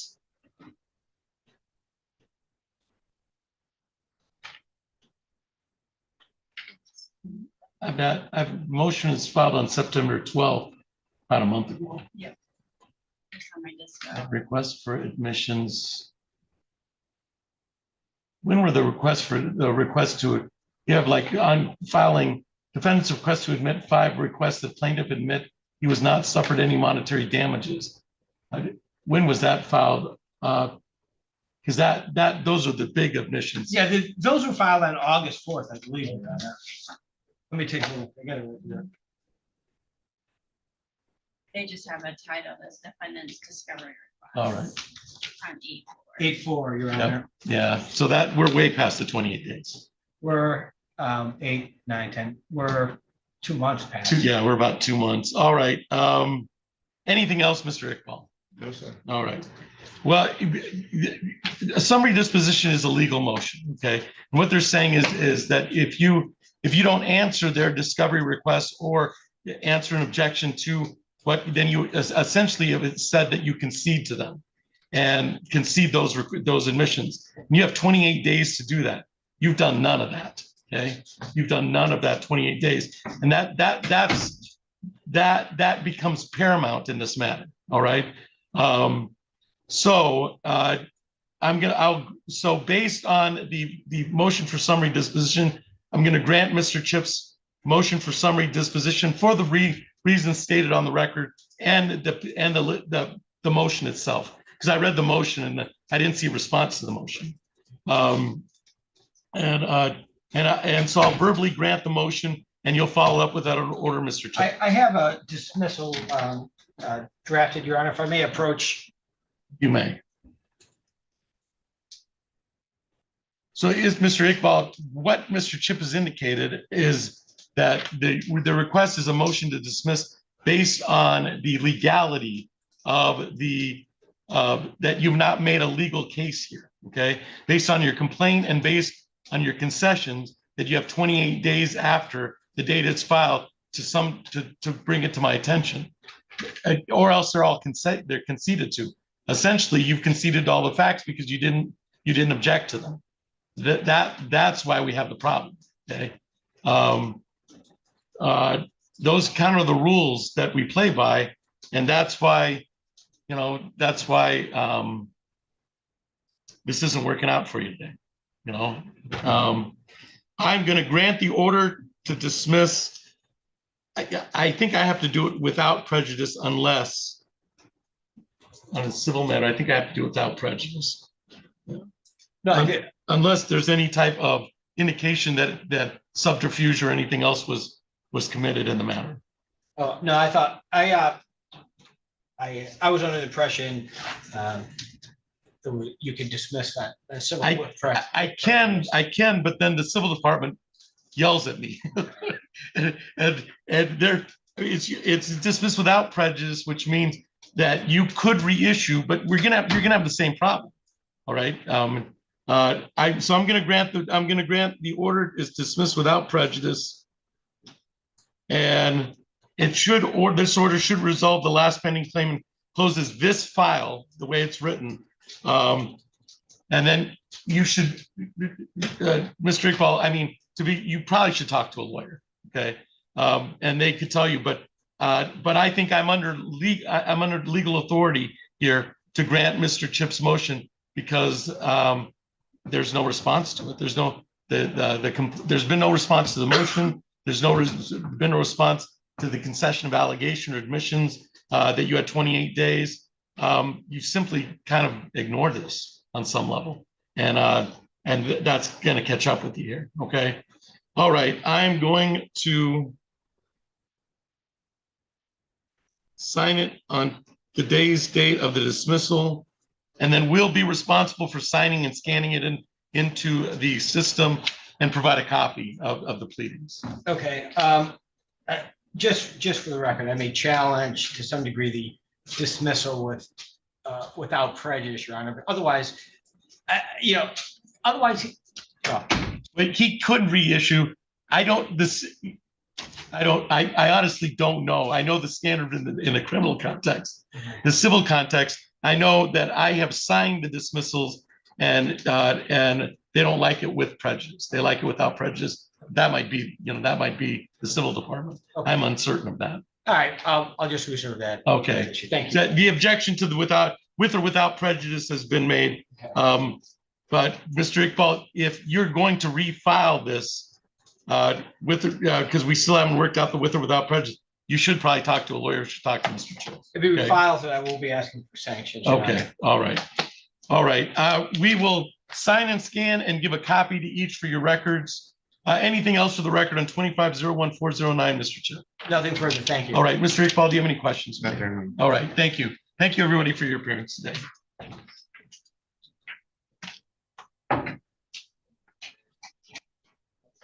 Yeah, we're done.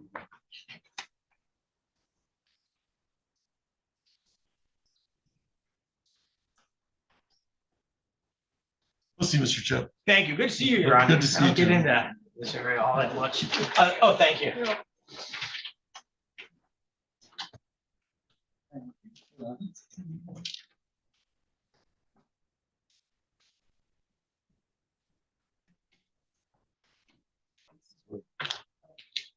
It's confusing.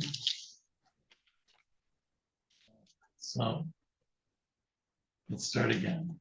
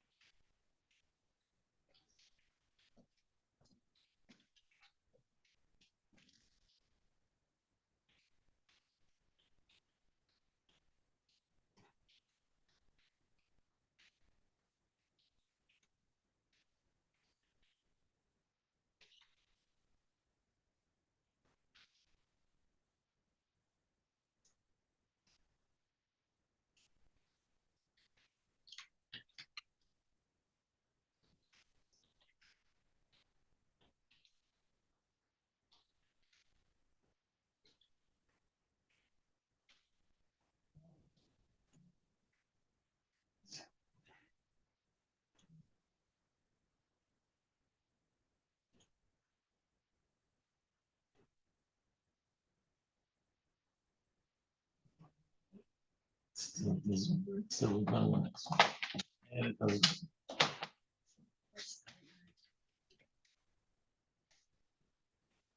So every case I have to close in. Every piece so far. Doesn't let me do anything. It just freezes. All right. So let's do. So those aren't those. I'll have to close them out. Yeah.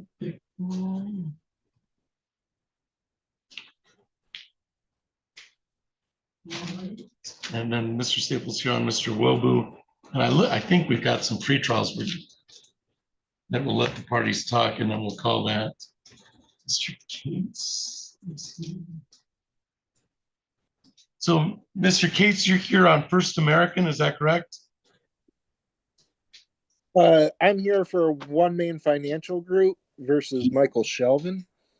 Oh, I have who's here for First American Auto? I am, Your Honor, Robert Zielinski. All right, let's call your case. Good. So we're on the record in 25-02384. That is First American Auto versus Christopher Birdberger. Appearances for the record, Mr. Zielinski. Good afternoon, Your Honor. Robert Zielinski on behalf of plaintiff P69250, and there is a co-defendant on the case too that's with us. All right. And then, sir, you are Christopher Birdberger? Yes. All right. And ma'am, you are Sarah Wells, is that correct? Correct. Thank you. This is a time set for a pre-trial in the matter. And I don't know, Mr. Zielinski, if you had the opportunity to speak with Ms. Wells or Mr. Birdberger concerning this matter, I'd be happy to go in a breakout room if they want to.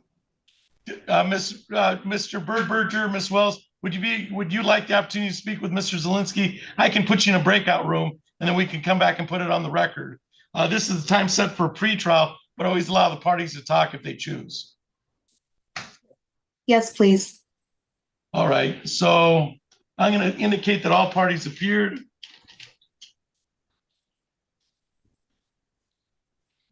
I can spell, I will.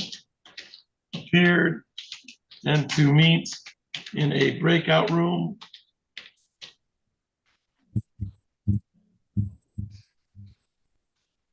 Let's get some breakout rooms for you.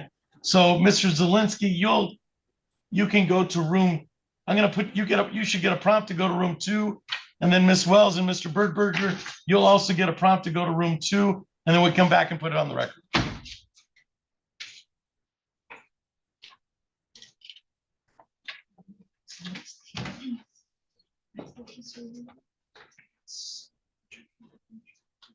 And then Mr. Duquette, you're here on, is it the Capital One case? Yes. All right. And Ms. Patrick, are you here for Victor Wells? Ms. Patrick? Yes, I'm here for Mr. Wells. Okay, you're, all right. So let's call that case.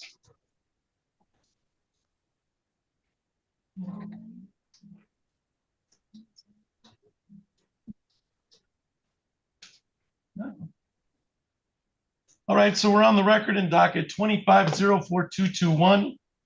That is Capital One versus Victor Wells. Appearances for the record, Mr. Duquette.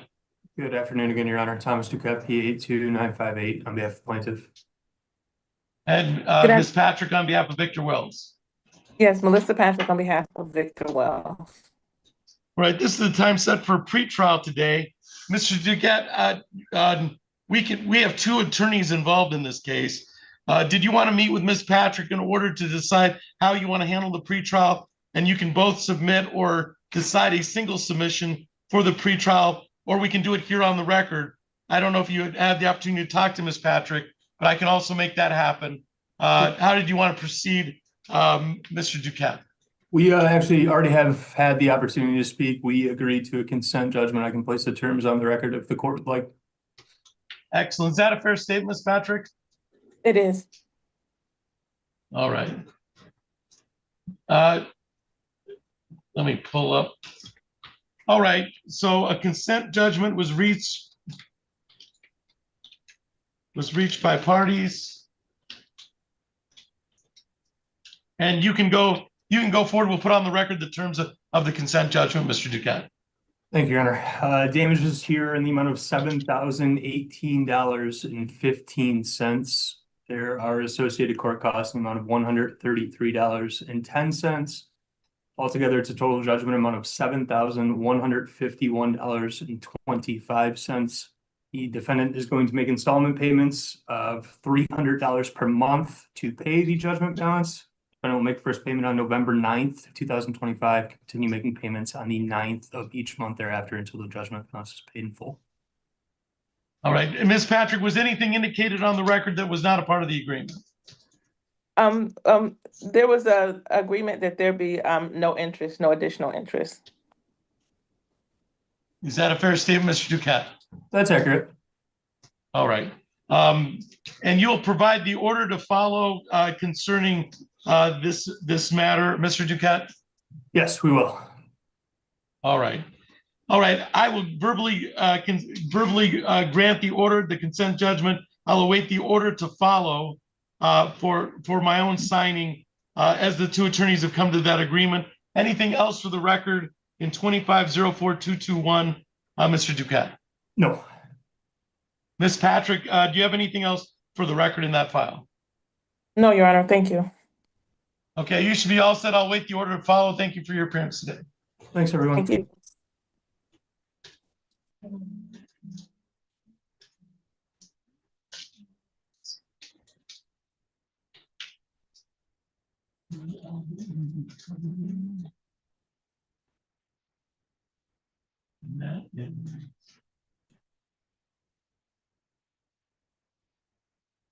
All right, so Mr. Johnson, are you here on LVNV funding? Good afternoon, Your Honor. Yes, that is correct. All right, and Ms. Rogers is also here, so we'll call that case. We're on the record in docket 2505463. That is LVNV Funding LLC versus Tonette Rogers. Appearances for the record, Mr. Johnson. Good afternoon, Your Honor. Attorney Brad Johnson, P75416 on behalf of the plaintiff. And ma'am, you are Tonette Rogers, is that correct? Yes, Your Honor. Okay, you can hear me all right, ma'am? Yes, can you hear me? Yes, we can, thank you. Okay. This is the time set for a pretrial in the matter. As usual, I give provide the parties an opportunity to speak to one another, and then come back and put it on the record if you choose that route. If not, we can just do a pretrial statement live in person, and I'd seek authority to sign it on your behalf via Zoom. Mr. Johnson, do you have a preference? Would you like to speak with Ms. Rogers before we have the pretrial? I can, but I want it to be productive. I do want to tell Ms. Rogers I can't do what you claim in your answer, but I am willing to discuss other possible resolutions. So I just want to throw that out there. All right. Thank you, Mr. Johnson. Ms. Rogers, would you like the opportunity to speak with Mr. Johnson? There may be some other avenues to discuss for settlement issues before we have the actual pretrial. That's fine, Your Honor. All right. I'm going to indicate that all parties appeared and to meet in a breakout room. And then we can come back and put it on the record.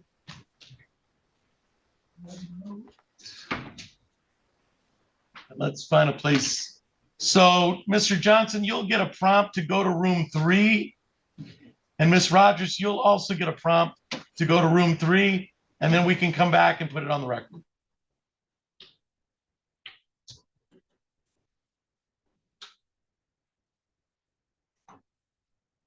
And then, Mr. Staples, you're ready on Mr. Wobu. We are, Your Honor. And Mr. Wobu, you can come up here.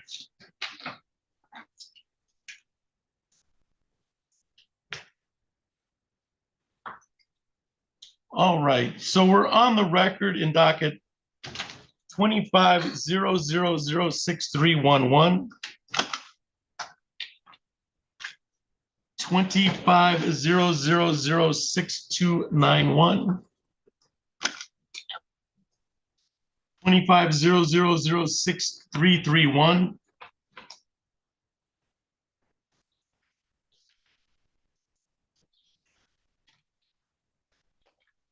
25006361.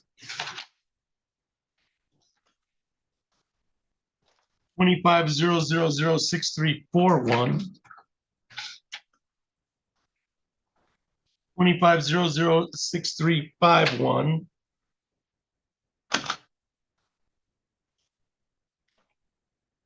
And 25006321. Your Honor, I think 321 was the, oh no, that one is good. Yeah, that received the fine and we set it for. Yeah, I think 311 is the one that was dismissed last time, the 4104 Richmond. 6311. Yeah, 6311. I don't think we. I can't remember if you, they all blurred together. I just want to make sure. 6311 was. This case was dismissed. Yep. Yep. Okay, good. It's set for a review because the contempt fines have not been paid. Right. And we have an outstanding balance, so. Yes. Yeah. Okay. And then 25000630 is the last one. Those are the ones that I have, all compliance issues. And then the one that was dismissed, the outstanding balance of $500 is still, so we put it along with all these. Appearances from for the record, Mr. Staples from the city. Matt Staples on behalf of the city of Lansing. All right, and sir, you are Christian Wobu, is that correct? Yes, Your Honor. All right, thank you. This is the time set, a control date in this matter. One is now, the control date obviously will consider the 6311 as an outstanding balance, but we also have 1, 2, 3, 4, 5, 6, 7.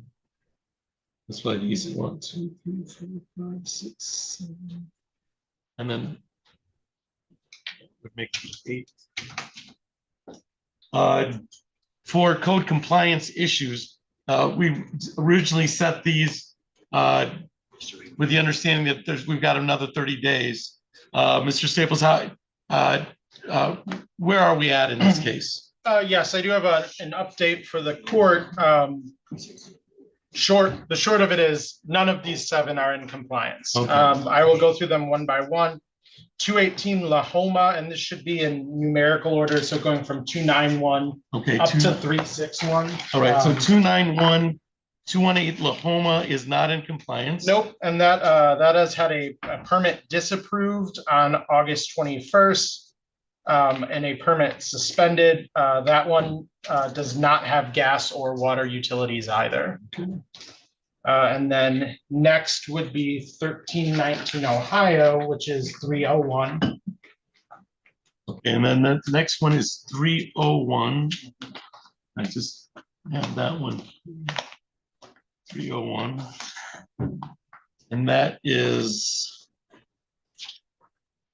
1319 Ohio. This one is a particularly troubling one for a couple reasons. The first being that this is occupied and remains occupied. The second being that a water heater permit was approved for this. A second permit was approved. A reinspection was done in late July, but the violations were not completed. The troubling part, apart from the occupation, is that just on I believe last week, our electrical inspector was out there to do an final inspection of an electrical permit and found an individual who was not an employee of the contractor and not a licensed electrician doing electrical work at that property. And so that is a violation, again, of the permit, and concerning, as there may be electrical work being done by non-licensed individuals who are trying to pass it off as the work of a contractor. All right. And that would be subject to any further compliance measures by the city. Correct. There could be other issues. Gonna pass or not. This is just by way of update. And right. Some troubling behavior to share with the court. All right. And again, that property is occupied. So there's someone living in that property and electrical work is being done improperly.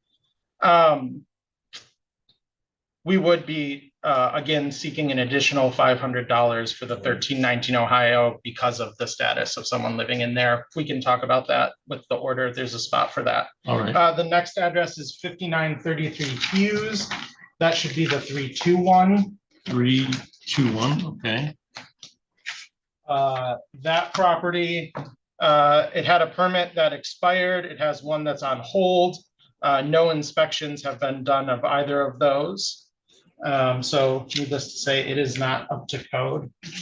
And then your next address is going to be 720 Magnolia, which is 331. 6331? Yes. That is the Magnolia address. Mhm. No recent permit activity, no further inspections. A board up was done just prior to the last hearing. And on October 2nd, a grass and trash violation was submitted to contractors to be abated. The next address, 916 Cleveland, is going to be 6341.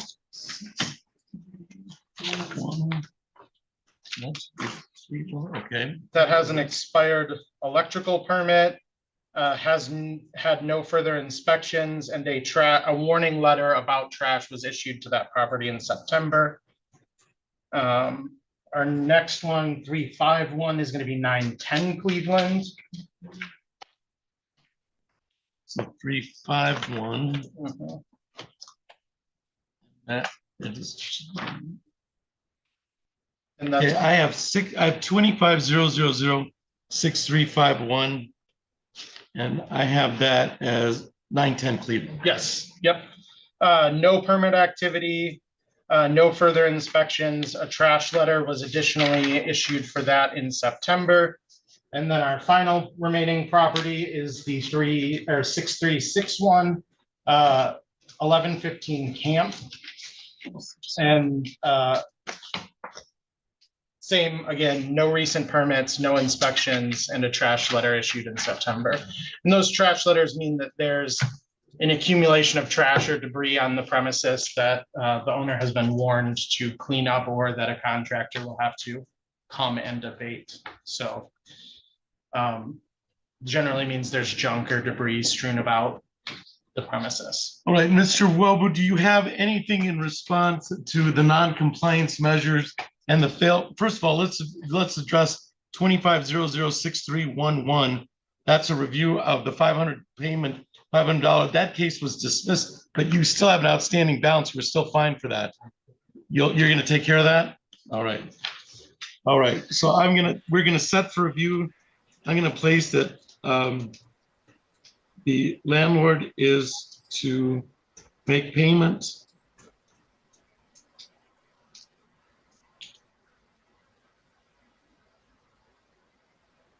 by the end of the week, and that would be by October 17th.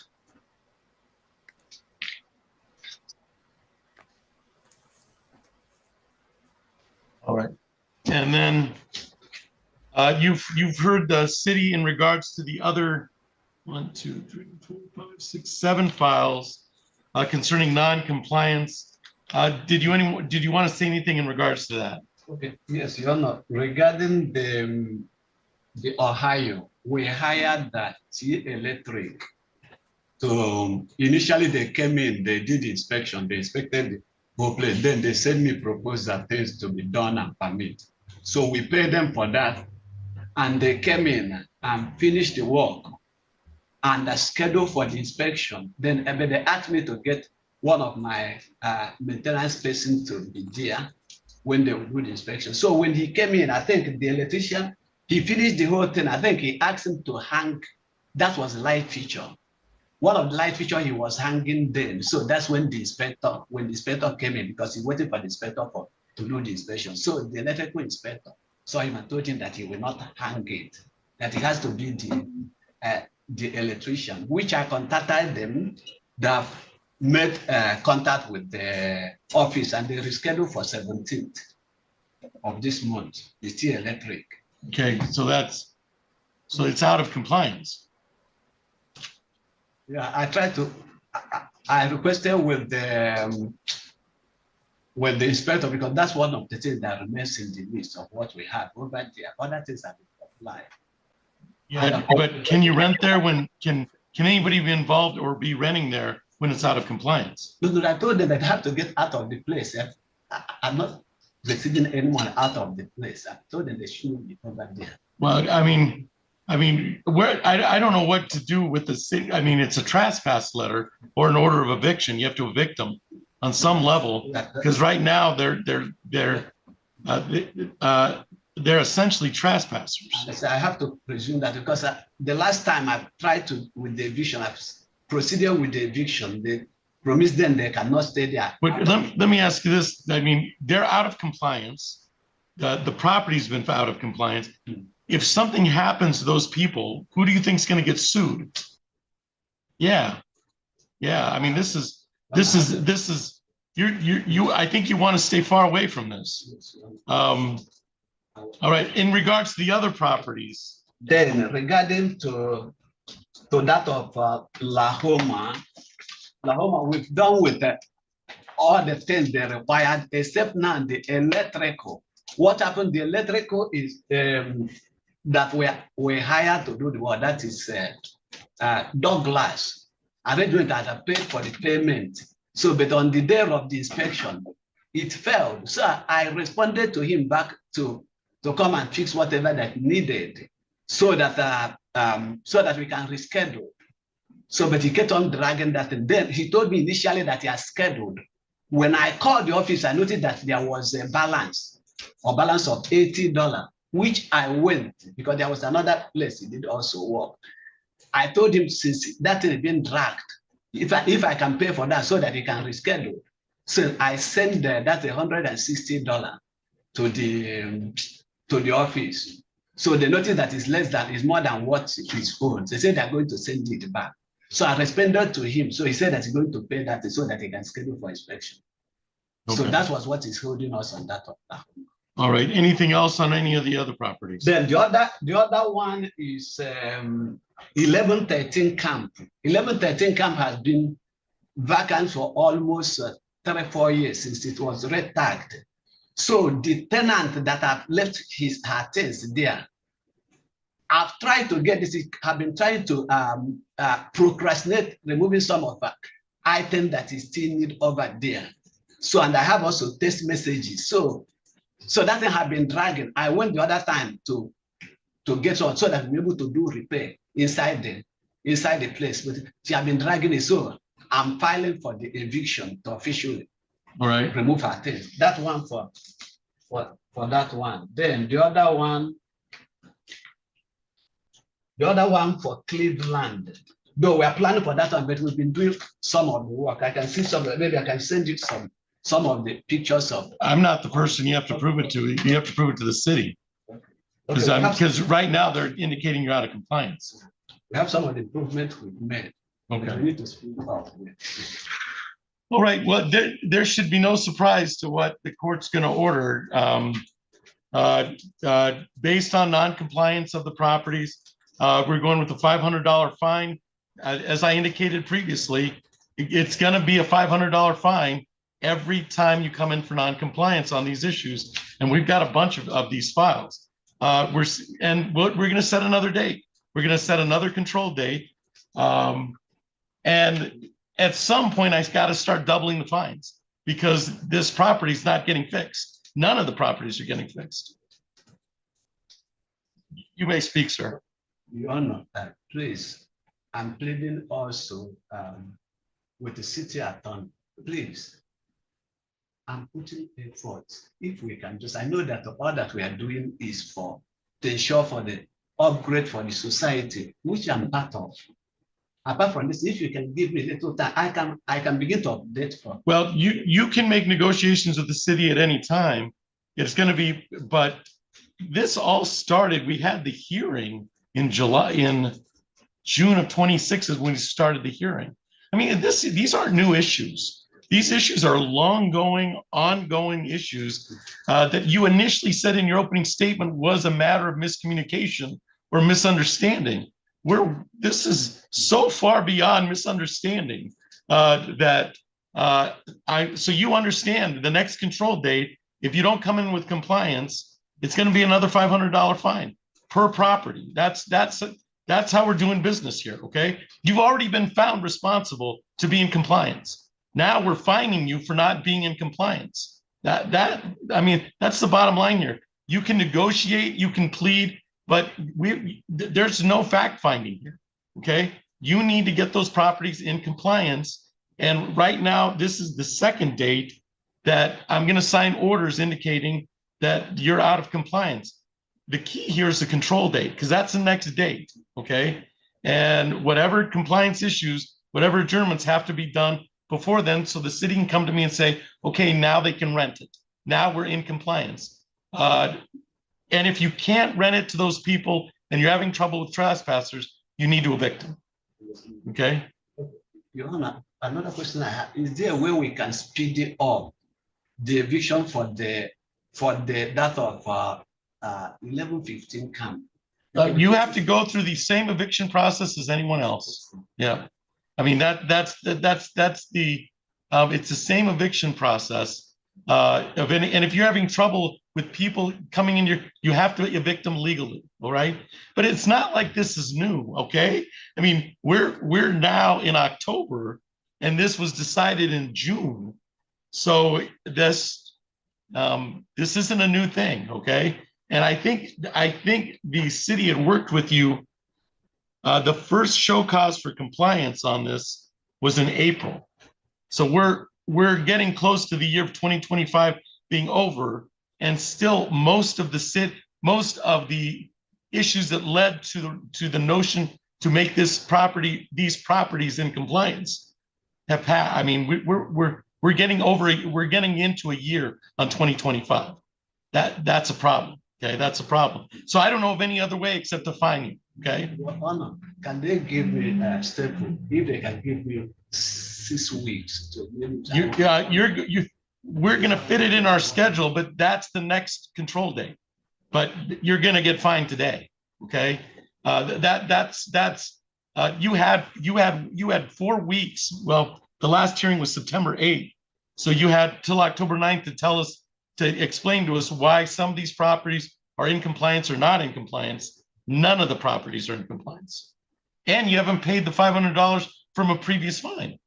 So yeah, if at some point I have no recourse but to double the fines. Okay. I'm not doing it yet, but if we're getting into November, December, and I don't see any progress being made, and the city comes to me and says they're still out of compliance, we've already had the hearing on this. We had over 100, it's kind of adds up to over 100 exhibits. We had 10 packets, I think. So, all right. May I approach, Your Honor? You may. I have orders. I will note on the second one, which is the Ohio, there is a blank if the court would wish to assess a fine for it being occupied. But otherwise, they are going to be the same, essentially, just with the different address. And then let me put the new date. There should be an additional fine compliance. So let me get the new date, and then I can match this up with, and these look like they're in order. All right. So we'll get a control date, and we'll do 4 to 6 weeks out in that vicinity. November 17th is a simple jury day for us. Can I go ahead and shove that in at 9:30? It's not a day that Mr. Staples would technically be here because we don't have an ordinance docket, but if he could be here on that Monday, that would be helpful. If I have a settlement conference tentatively scheduled for that day in the morning, unfortunately. I don't know if we'd be able to do it in the afternoon of the 17th. We have 4 jury trials Sure. that day, and I'm afraid that one of them may actually go. It's online. Is there any way we could do it at like 8 or 8:30? You could do 8:30. We can do 8:30. Okay. Yeah. And then, okay, so we'll have a control date of November 17th At 8:30. at 8:30. And this is a $500 fine assessed on this property. So the order will read $500 for failure to comply.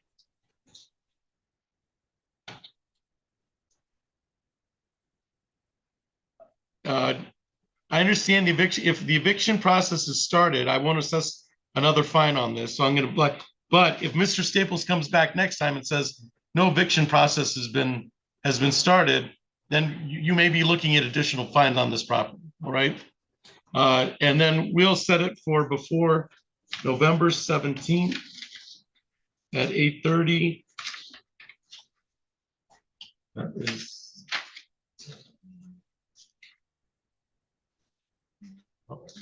So that is on 250000630. I'm sorry, 250006291. We'll sign that.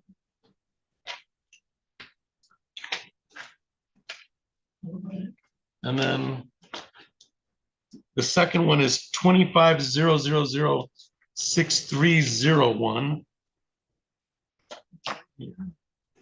And you're fined $500.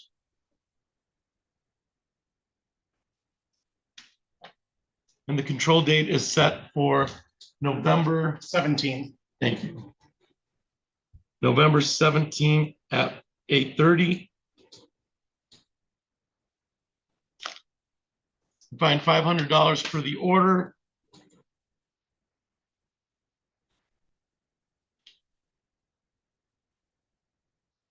So this is an additional fine of $500 because of $500 sign, and then we'll put November. So it's $500 for this current, to be an additional $500 for non-compliance. This will be on November 17th at 1:30. 8:30. 8:30. 8:30.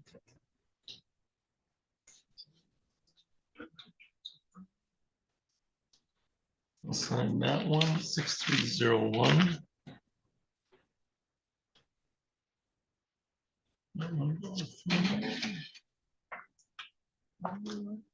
And then we have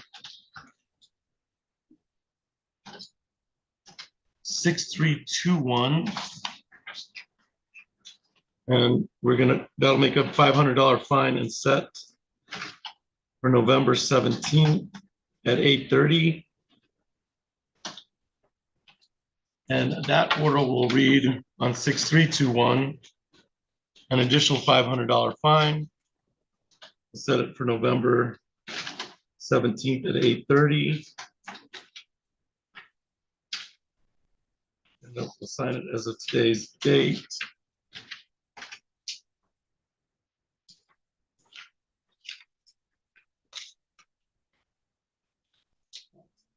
And then we have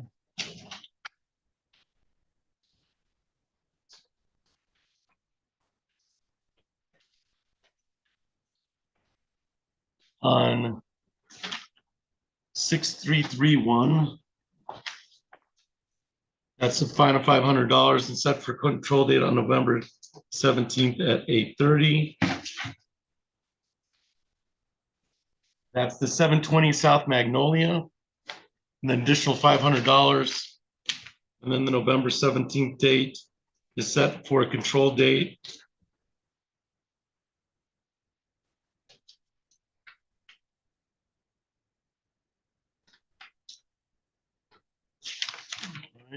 And that's on 6331. And I've signed that order. And then on 6341. Control date of November 17th. And that is, I'll read 916 Cleveland, an additional $500 are fined on that address. And then the control date or the next compliance date is set for November 17th at 8:30.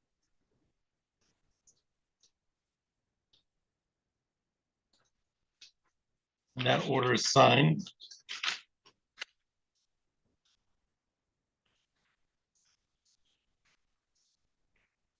then we have 6351, which is the 910 Cleveland. We've set a control date, compliance date of November 17th at 8:30. I'm gonna we'll find an additional $500 for non-compliance. And that is set for November 17th at 8:30.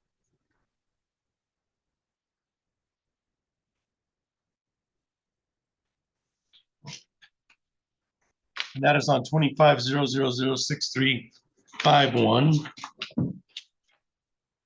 We have 6361. And that is set for November 17th, the compliance date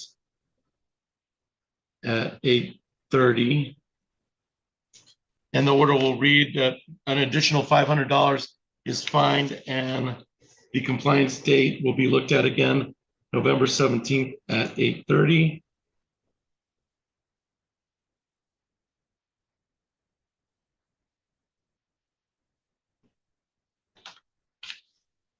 And then we have the review that Mr. Wobu's indicated he'll pay by the end of this Friday for the original $500 fine in which the case was dismissed.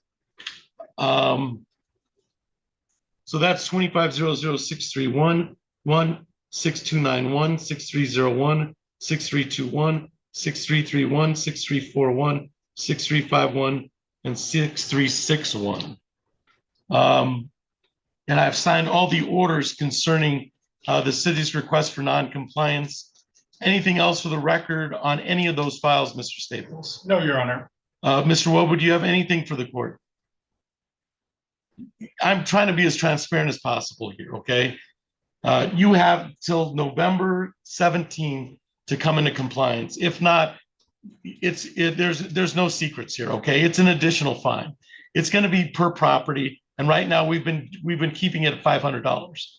But at some point in time, if that $500 isn't working, we'll raise it, okay? We'll raise the fine per property only because you're not paying your fines, all right? It's nothing. So, I mean, there's no trick here. It's every 4 to 6 weeks, we're going to look at it. You're either in compliance or you're not in compliance, because on some level, you've already been found out of compliance at the hearing. Second is we got to get these properties taken care of. You know that, and I know that. All right. All right. I've signed the orders. And that's all for the record on these 7 files and the one dismissed with the outstanding balance. Thank you for your appearance today. Thank you. Thank you, Mr. Gould. Can you just scan the copy whenever you get a second? I got you. Thanks. I know the drill. All right. Man, you gotta start writing in What? the dates. What? Oh, at the top, I'm sorry. Third time, sir. Third. All right, and we had a couple in a breakout room. Let's go back with. Let's go to.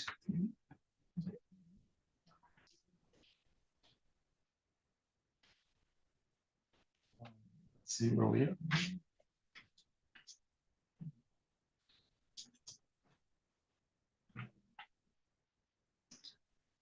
Yeah, do. That's not plain.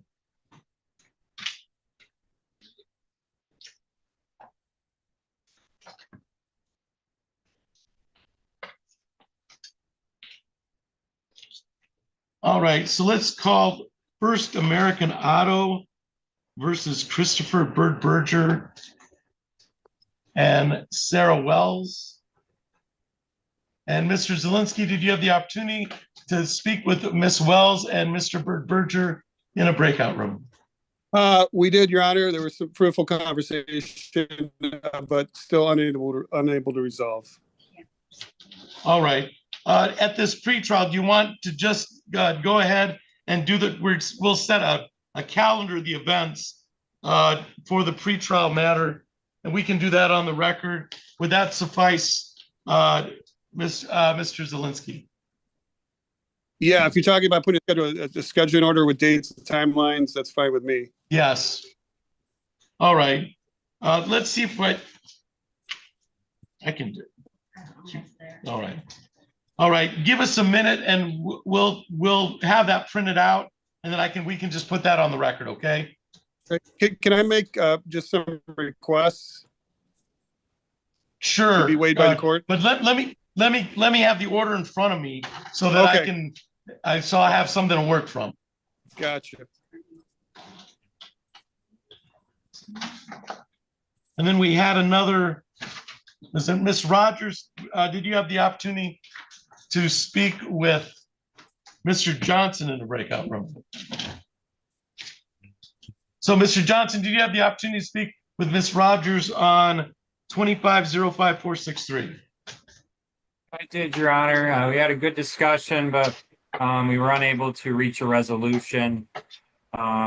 Ms. Rogers has a pending motion to compel arbitration. I think it's set for the 22nd or the 23rd. Well, that date doesn't work for her, so I think that needs to be addressed.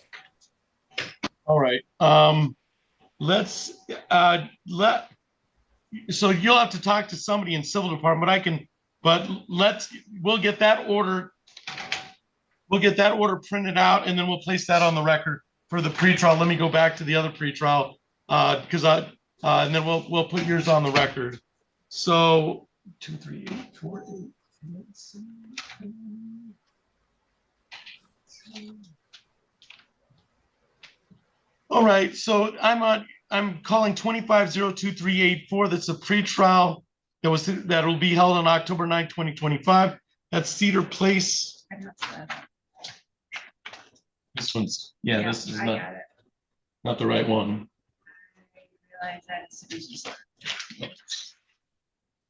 All right, so let's print out another one and we'll get the right one for that.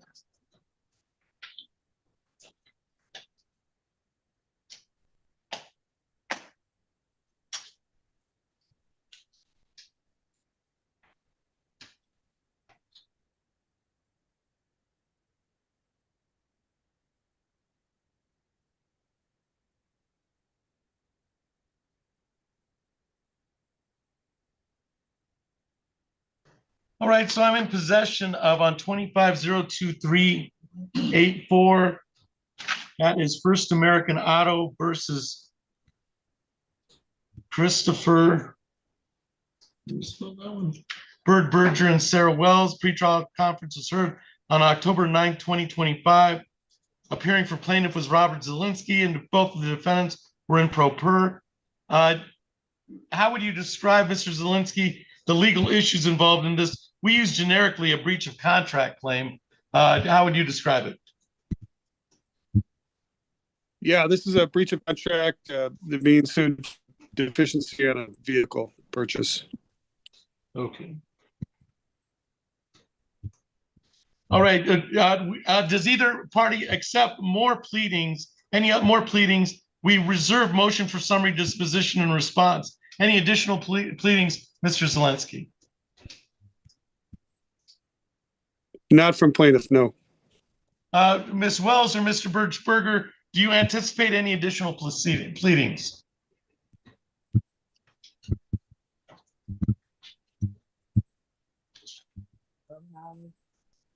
Is that a yes or no?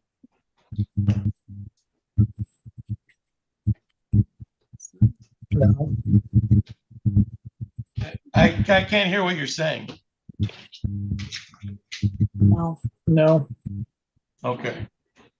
All right. I will keep in abeyance, or we'll adjourn motion for summary disposition and response. I have that this case will not be consolidated with another case. Is that a fair statement, Mr. Zelinski? Yes, Your Honor. All right.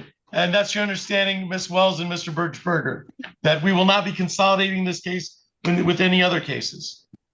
Yeah. Yes. All right. I put not applicable to admission of fact or exhibits, as discovery is not complete.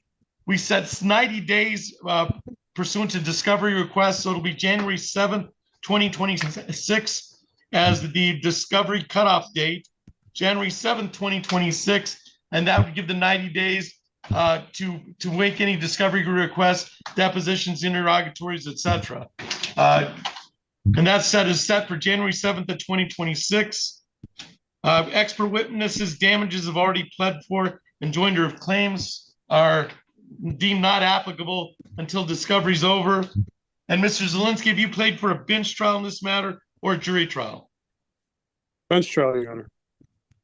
All right, and Ms. Wells and Mr. Berger, right now you'd have to pay additional amounts for a jury trial or ask for a waiver. I have it a bench trial set at about a day after discovery closes. Is that correct, sir?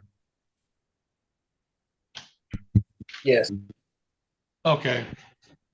I have possibility of settlement negotiations are to continue. And this is not a case that we've set for valuation or mediation. Is that a fair statement, Mr. Zielinski? I think that would be beneficial. We've talked, exchanged, we know to get a hold of each other, and I don't think that would help.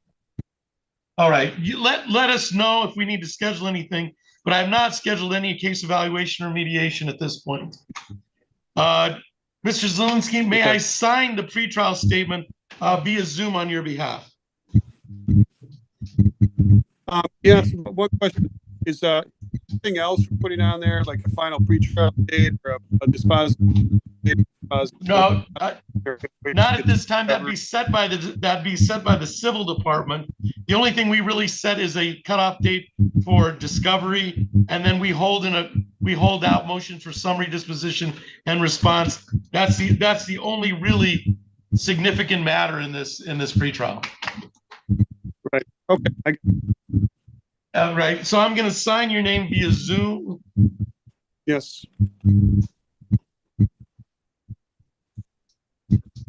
And then Ms. Wells and Mr. Berger, the only things we've said is discovery setup is cut off on January 7th, 2026. And we've kept motions for summary disposition. So motion is a matter of law and response. We've kept those out of the mix until after those dates. Do I have your permission to sign this on your behalf? Yes. Yes.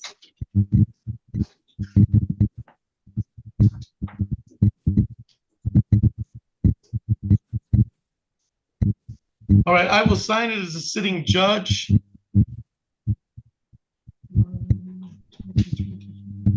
We will scan and make sure that it's a part of the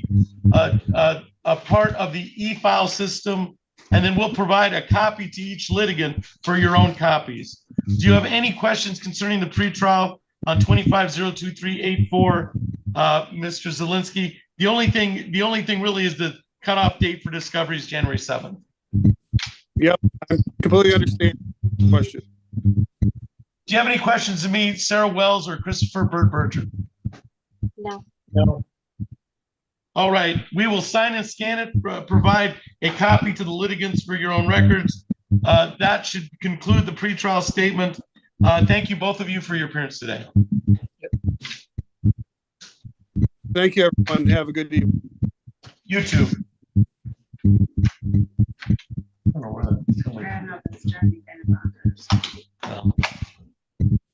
All right, and that's.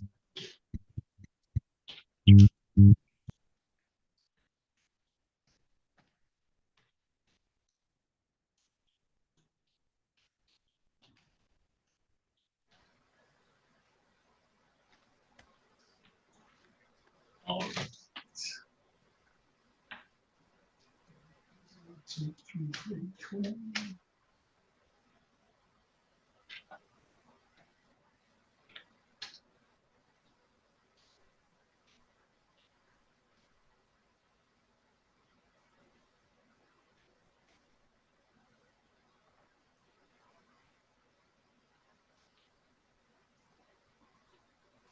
Here's the review. That's the review file.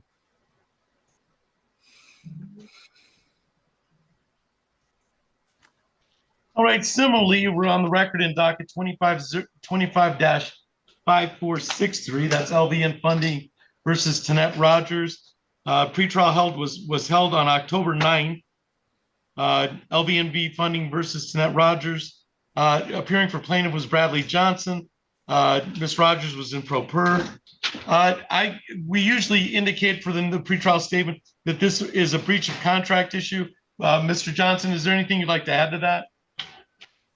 No, Your Honor, I think that should suffice. All right.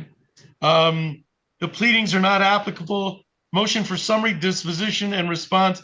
Mr. Johnson, do you expect any more pleadings? We anticipate a motion for summary disposition and a response. We hold that out of the mix. Are there any additional pleadings that the court should be aware of? None from plaintiff, Your Honor. I believe that defendant has already filed a motion to compel arbitration.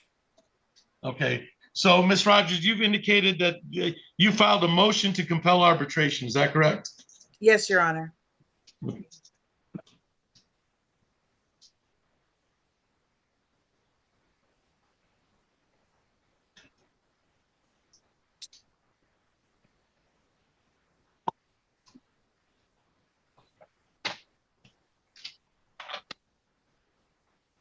All right. As previously indicated, the motion for summary disposition and the response are all held out of the mix. This case is not being consolidated. There's the admission of fact or exhibits are not applicable. And we say the discovery cutoff date for January 7th, 2026, which would give 90 days for discovery. The expert witnesses damage and joinder of claims are deemed not applicable till after we're done with discovery.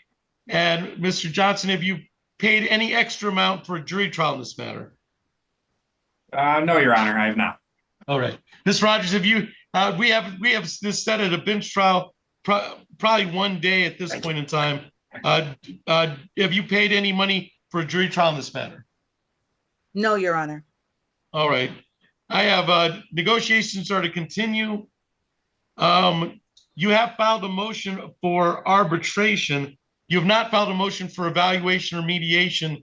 Is that correct, Mr. Johnson? This isn't a case, you're not indicating that this case is one that we should set for evaluation or mediation? No, Your Honor, I don't think that would be fruitful at this time, given what was discussed in the breakout room. All right. Based on prior conversations, Ms. Rogers, you're not seeking mediation or evaluation at this time? I'm with him. No, I guess if he feels like there's no need, there's no need. All right, I will. So we expect a motion to be filed if it hasn't been filed already for a motion to commit to cause arbitration. We've only just set this for January 7th, 2026 cutoff date. The possibility of settlement or negotiations are to continue. Mr. Johnson, do I have your permission to sign this via Zoom? Yes, Your Honor, you do.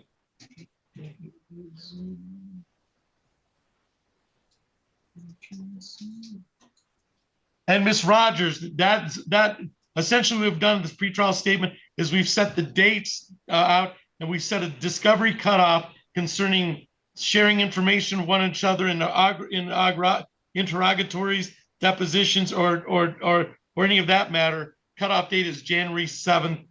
We've held back on motion for summary disposition and response in this matter. Do I have your permission to sign this, ma'am?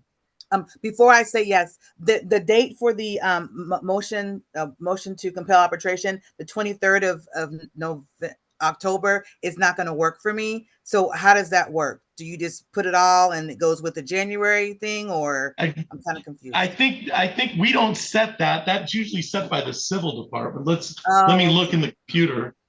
Please, I appreciate that. Thank you, sir. But we can change the date for we can change that date for ourselves to put it on another date that would work better for you and for opposing counsel. Have they set that yet? Yeah, it is set for the 23rd. So that is set for October 20. What is that? 23rd. All right. Are you looking, and that date doesn't work for you, ma'am? Which date works for us on that? You can set it before or after. That much I can.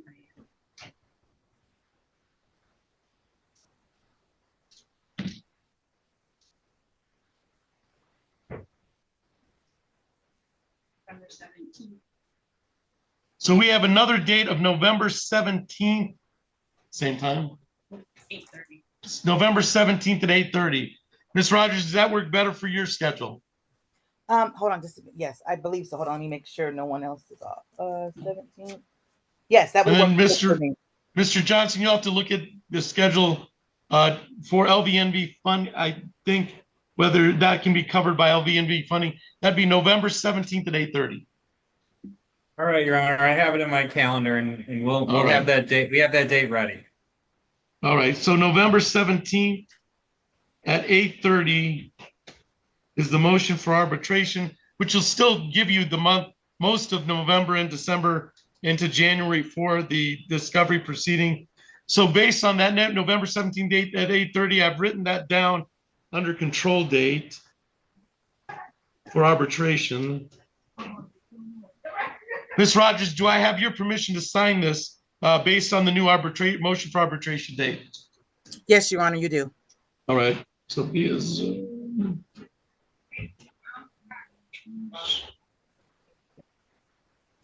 All right, I'll sign this as the sitting district court judge for 10/9.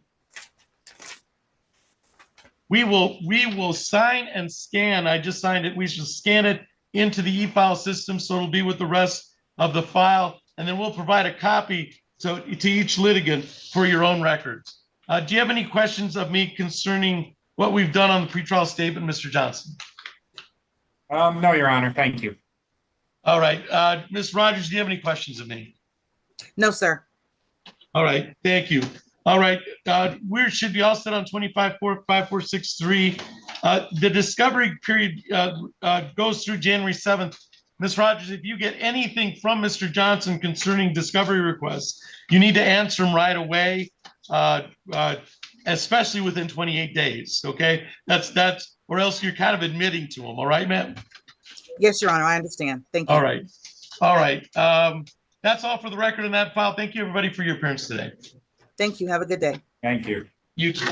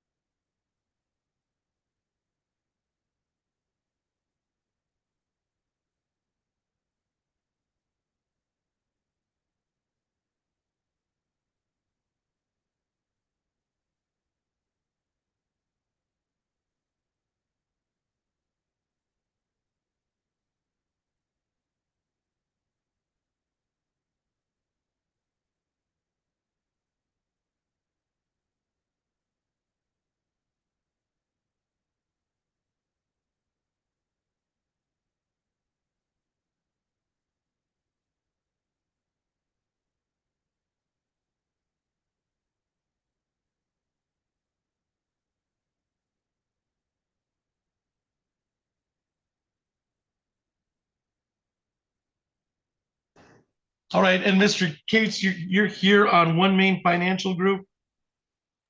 Yes, Your Honor. All right. So we're on the record in docket 25-04800. That's One Main Financial Group versus Michael Shevlin. Appearances for the record, Mr. Cates. Good afternoon, Your Honor. Andrew Cates, P78292 for One Main Financial. All right, and this is the time set for a pre-trial, was scheduled for 2:30.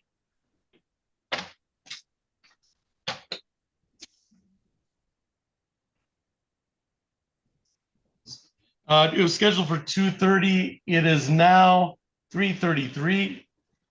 I do not see Michael Shevlin in the Zoom courtroom. I don't see Michael Shevlin in the physical courtroom, and nobody's answered by that name in the hallway. Mr. Case, it would appear that Michael Shevlin has failed to appear for the pre-trial today. How did you want to proceed? Your Honor, I would request a default judgment to enter. We've sent Mr. Shevlin some settlement documents, but haven't received them back. So at this point, we would just request the default judgment to enter. All right, default.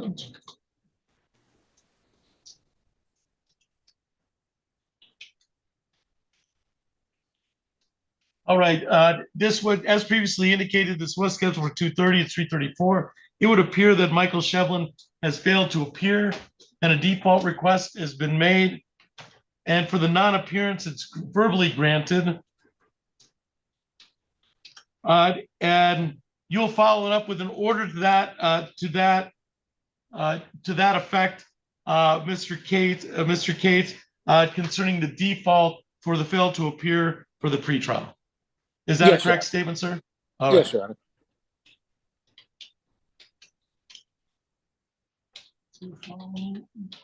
All right, for the non-appearance, I'll await the order to follow and sign it. Anything else for the record in 25-04800, Mr. Cates? For No, Your Katz? Honor. Thank you very much. Thank you. We'll see you next time, Mr. Cates. Thank you, Your Honor. Have a great day. You too.